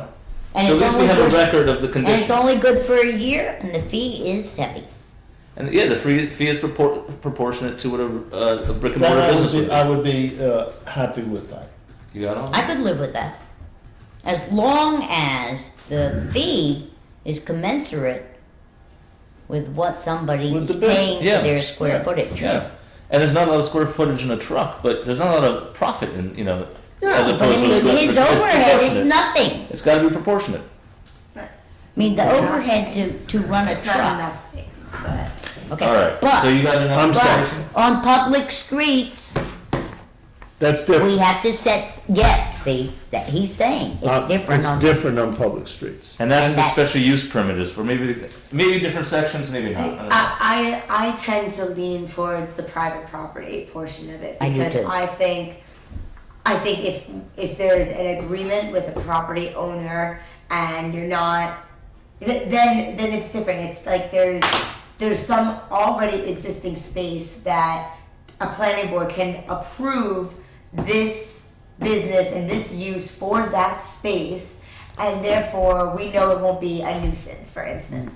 But if you have it as more of a, I don't want to call it a free-for-all, but that's kind of how I'm thinking, that's the words that are coming to mind, where you could feed a meter and park over here or park over there, or go place to place, there's no regulating whether or not this truck will become a nuisance. Right. And say, I mean, and I am thinking at night, but during the day, we don't really want that truck parked in front of an already existing restaurant. Right. And at night, we don't want that truck parked in front of a home where the people who are then getting food in whatever I take-to-go agree. container are going to leave that container in the front yard. So I think if it's like, I am a property owner and I am allowing this, then it is also I have to partially clean my it up and responsibility to so clean it up. And if Right. it's going to the But planning I- board, then there are regulations as to that the planning board will be the regulation I as see to what you're saying. how many there Yeah. are. Right. But You know, we Ariana, don't want I a also limited think number.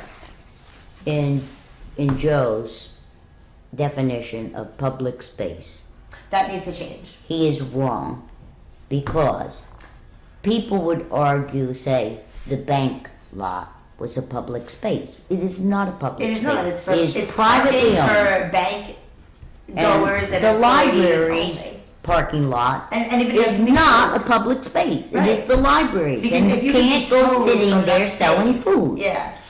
Can I ask the not on village streets? Is that specific to the trucks or to all forms of peddling?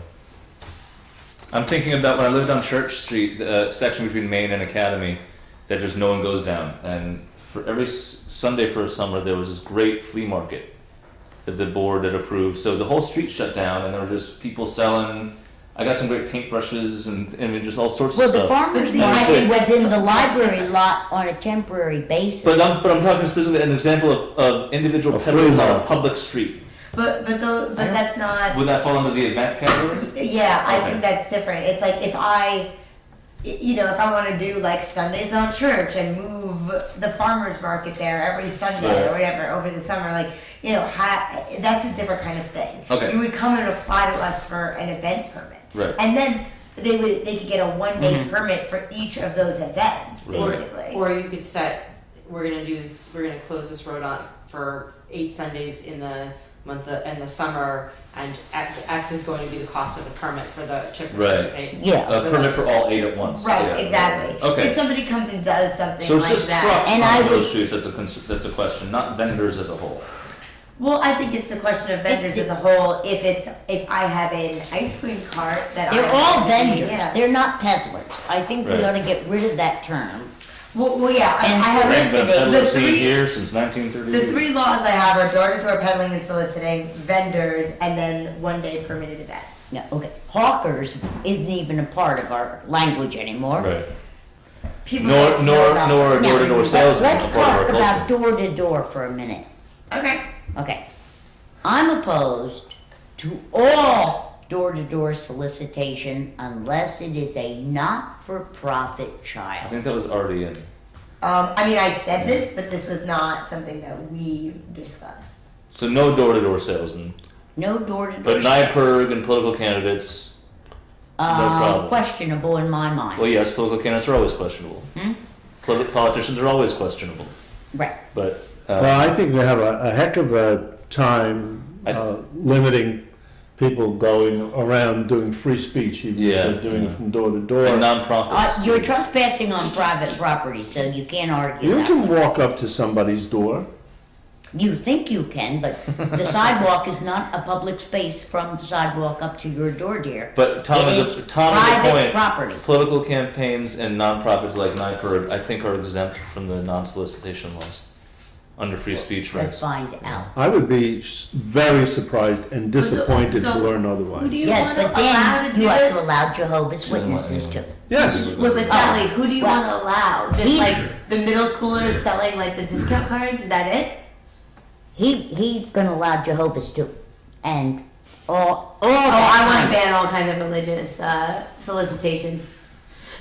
Maybe you shouldn't be writing this law. No, I'm done with free speech. It's I'm fine. an a-religious person, and I'm, free speech. it's Getting late. anyhow, it's getting Anyway, late. Let's let Joe and Ariana do their I'm work. okay Yeah. with. I mean, I'm okay with if you don't want people actually selling things, but it's different if they're just coming as like with information. Asking you for money for nothing in exchange. Well, it's information. It's it's asking for. Sorry, just it's a couldn't lobbyist remember. organization. I know what we can do. What? I mean, when I worked for NIPERG, it was you can donate money, become a member. You Yeah. can make a phone call. You could We just might just want fly to it, think like, about it having was signs informational. available for people to put in their front yard, no solicitation. Okay. It's 11:07. Maybe can we let Ariana and Joe get a draft and we can add Yes. these I details in think we later. promised we would talk about Yeah. things Emma, that do you have enough? We'll do. All right. My only question is with peddling and soliciting. Do we want to not allow salesmen, door-to-door salesmen, and anything that's about products. yeah, But- and then anything else is allowed. See, anything what I that is wanted- a charitable organization. What I Well, wanted you're to going that to would consult include with Joe religions. about what is allowed. No. I was going to allow all 503Cs and nobody else. Well, but 501c3. That would cover it- NIPERG and, But that would cover religious organizations Yes, it as would. well. Yeah, anything that's charitable, basically. Yeah. That's how it would be defined by the IRS. you and I agree on this. Okay, so that's fine with me. Yeah. Okay. I'm ambivalent. All right. Let's see. Let's just go right down. Next is it's misnamed. It's more about a planning contract. Number 14. Oh, 14. So this was you're talking about the master plan agreement from 2006. 6, I want to know. That is still in effect. I'm going to move. What are the provisions though? It's Joe what area. that all that is, let me back up for a second. Here's the reason we had that and why it's still in effect is because it was in 2006, the village board vetted a bunch of planners. We liked John Behan, and rather than have to put out an RFP every time we wanted to hire a planner, we had this, so we had planning work, it just went to John, or not to John, but his firm. So it just stopped. I want A to move step. to nullify the contract because if you recall, when we started Peace Park, this became an issue for some board members, and Right. we should not be carrying a contract from 2006, so I'm going to move to nullify. Or to end it, whatever term, what term do you want to use? Well, here's the other thing, is that it doesn't bind us to use him, and it just means that we can hire him whenever. So I'm not sure what the I don't. impetus is I behind don't that. want people, I mean, when we accepted the No Place Like Home, I asked Alberta this afternoon to copy the ZBA members because they all had been involved in that. I asked her to put a copy in that file in the building department so that we do not have to rely on institutional memory. We have it right there in the file so that a future board, should an issue come up, knows what was dealt with. Right. I just think to carry a contract which someone may choose to invoke or not invoke is just not a good idea. And so, and your very argument of wanting to have RFPs in terms of our consulting agreement, and yet you want to carry so you don't have to have an RFP for a planner, I disagree. So I Well, don't it's think, if we can use him if we want without having to go through any other steps. I personally think that's a useful tool, especially if there's consensus I about it. personally think it is a dangerous tool and I don't like it. And I'm going Okay. to move. But hold on. But have Tom or Arna, have you read the contract that's being discussed? Do you? Well, Ariana has. Maybe because we she had could it maybe part we of could Peace table Park. this so the board can read the contract that we're that you'd like to. well, I read it annul? then. Yeah. I mean, I don't feel familiar with it. Is that all right, Sally? Can we? Sure. Can we just get Make sure that to get a they copy all of have everything? copies. Well, I am in agreement with you, Sally. Let's see exactly what it Well, says I'm before we okay with decide going to through keep it the, or not. Through the motions here. All right, I'll Might be take happy some to time. read that by the You next. do not have to make him a copy. I I'll give remember. him mine. All right. And It's then old. Ariana and I know what it says. So. And we'll table this till the 12th Yeah. or the 11th, and we'll get. I want to ask though, what is the idea behind this? Is not simply to nullify or to I'm voiding it. but is it to assure that we have a practice of updating all consultant contracts? I checked with Ariel. He said this one was still in effect. Like Yeah, that's we have what most of our happened. contract. We have like a contract from 1928 from New York City. We for water, wanted- which I is have stated, that. We yeah. were dealing with Gripping Peace reading. Park. We needed a landscape designer. Jason said, well, let's just use Behan. I said, but we'll have to have a contract. He said, oh no, we already have a contract Right. from 2006. Right, which is true. I think that's not, I'm not disagreeing. Right. I just think it's not a good policy. Though I did get 3 different proposals on that one. So let Yeah, me, but that was when we were busy fighting. All right, All right, so that's easy enough. all right. I Um, want to know, Jason, Oh, I thought about the Peace Park opening. yeah, Should we wait till spring? well, that's what I wanted to Because I ask know from what the guys are telling me is that the water's flowing, a lot of it's going underground, and until the rocks settle and they silt up this, and it silts up the. Basically, we need 2 or 3 good rainstorms. So, would it make more sense to do it Well, when it gets it would. warm? I Because was the wondering plantings about the are. water there, and Yeah. I was like, uh-oh, is this gonna be a mosquito breeding ground here? No, it's going to be flowing. Well, it just takes, more gonna take a couple importantly, storms. I don't want too much time to pass by without the board recognizing publicly. I think it's beautiful, but, I think they did a great job. okay. And Well, I guess think it really is. Awesome. I don't care. Really if you do- soon, before it gets too cold, or in the spring. And what about the plantings? the Will they come grass. in nicer? I was just thinking, I don't want to trample the The grass and all grass will that. be up, that's fine, as long as we agree and publicly agree, we'll do it in the spring. I But agree. I Yeah. think we need. Once everything grows in a little bit. That's, I'll put it on the that's calendar to fine. talk about I it just in the new want year. it to be known, Yeah. we're gonna do it. Yeah, I And think we we were have, we pleased don't do with enough. what So so we want to do it in the spring. When it gets, as soon as it warms up, which When it now gets- could be February, God knows. Answer to the tree question that I posed to you. That I talked to Blue about that. What about the same place it was in before? Isn't that? no, because blue doesn't. Oh, think how that's dangerous. big do they get? That's what we A didn't know. Tupelo doesn't. He lives in Jason would Kingdom. know all that. We Okay. could. We have some. Email me with the dimensions, because I want to figure, put it somewhere where it's not going to get blocked out or whatnot. Well, no, but we want nice shade, and it will give you nice shade. Oh, it does get that tall? All right, let's, So what is your answer? can you just give me the species? What is it?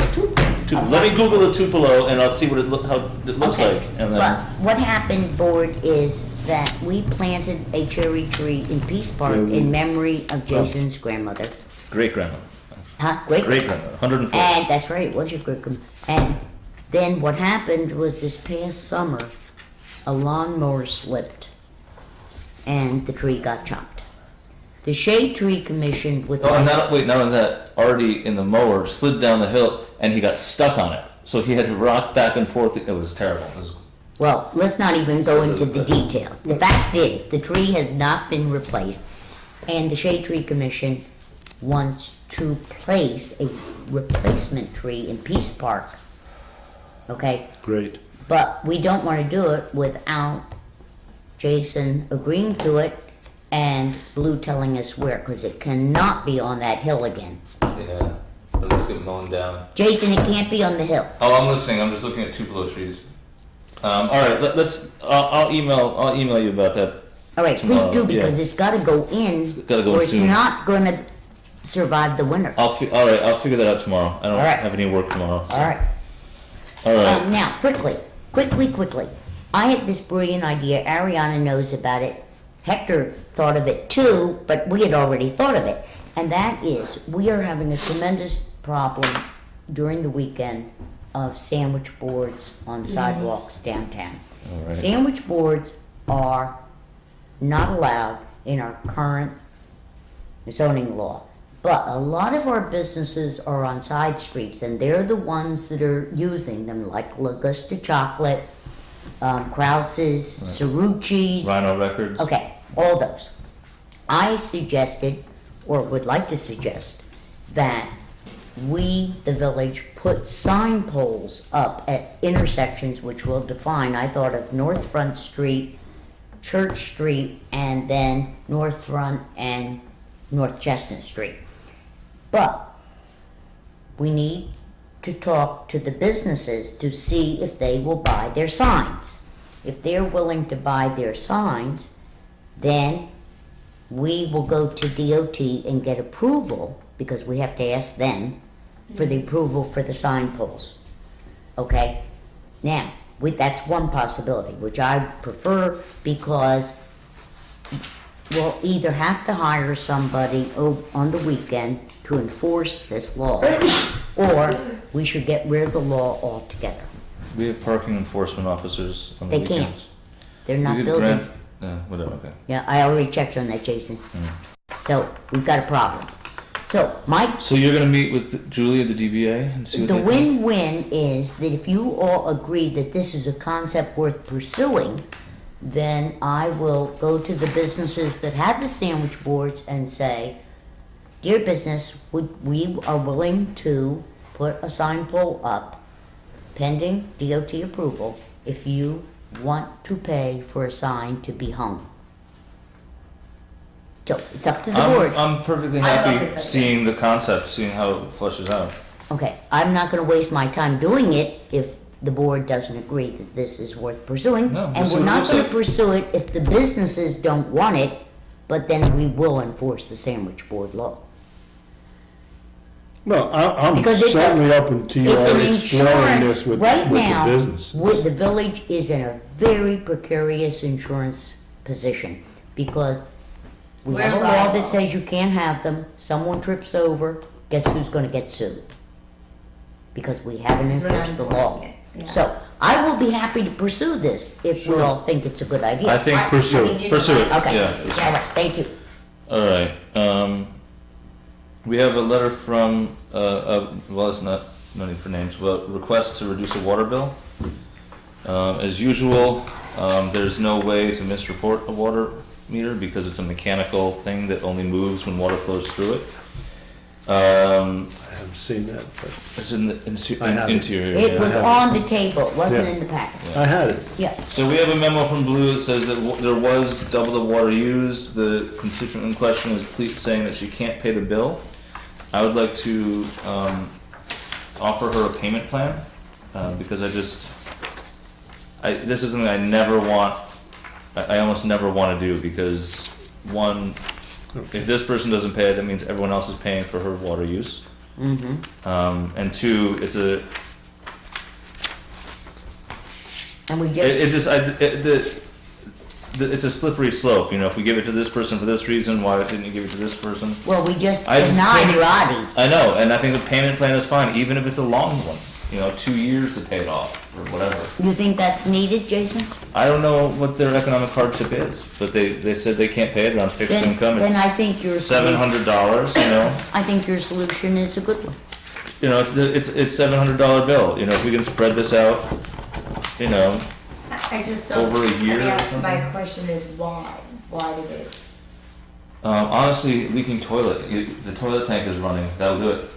I mean, Is that what happened? I don't know, but I know that's happened in the past, and the Well- DPW has explained the number of gallons, or actually a dripping faucet. You put an empty milk jug under it. See how fast it takes to fill up a gallon of water, and you start to get an idea of if you go away for a week and leave a dripping faucet, or there's a minor hair-on crack in a pipe, or your toilet tank is running. You know, it goes through the pipes faster than you'd expect.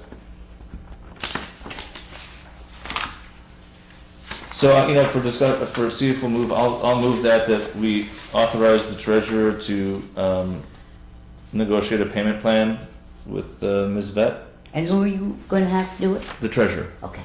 Authorize Second. her to negotiate that. So it's been seconded, any discussion? I think that's a good solution to a bad problem. Yeah. I did too.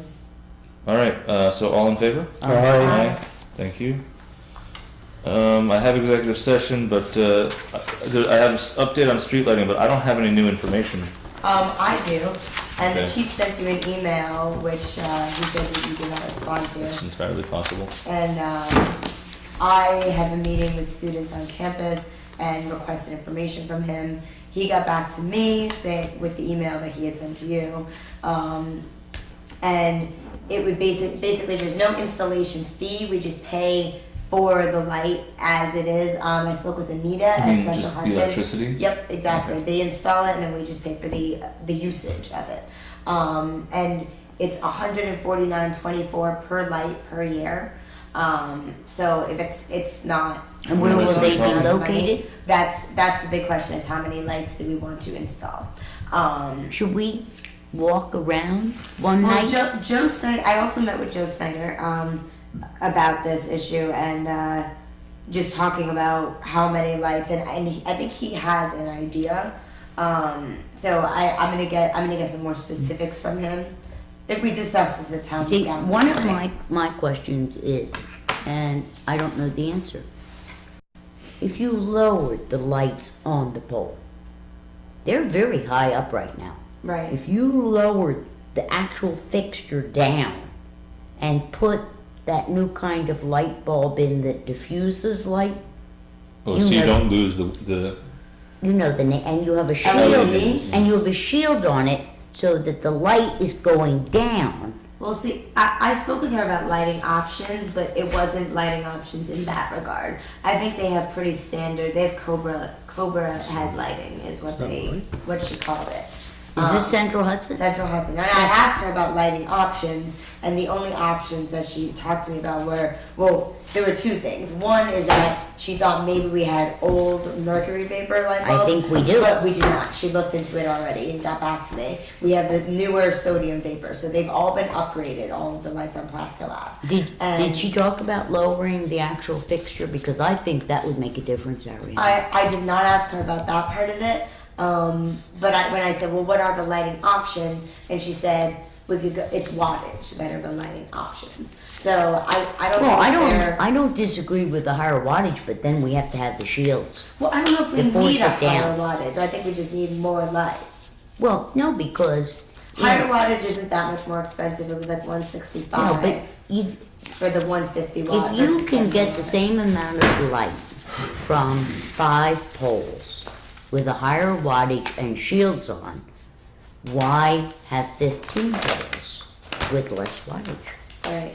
That's my only question. I don't think that's gonna, I think we're looking more at. But I also under think 5 that some of lights us and should stuff. go out some night together, and it doesn't have to be late, because now it's getting dark early, Right. and see where the real gaps in our lighting are. Because I know one place that you and I've talked about, and that's Church Street. There are just no light fixtures on that street. It's as dark as can be. Well, so are we not just doing Platic Hill Avenue then? We're gonna look I think we ought to around- look at the whole village. Okay. But do Platic Hill first, well, you know. I mean, we can If you're do pushing strong Platic Hill immediately, we but don't- I yeah. think we should carry it further and check it all. I mean, Oakwood is another one that needs it. That's where the young lady had her problems. What was on the it was on Oakwood. So Platic we Hill. ought to do all the paths from Main Street up Okay. first. So who's gonna figure out how many we need? Is it the We police will. gonna look around? We can do it. We can do it. Okay. Ellen, you want to go walking with us? Okay. Yes, you do. All right. So It's I going to guess be a next girls' time- project. Well, whenever you guys are ready As to it bring should it be. back.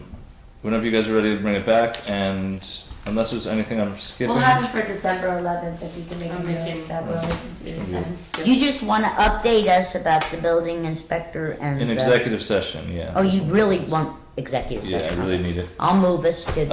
I'll second to discuss personnel issues. All in favor? Aye. Aye. Aye. Thank you. It should be brief. It's not like a complicated issue.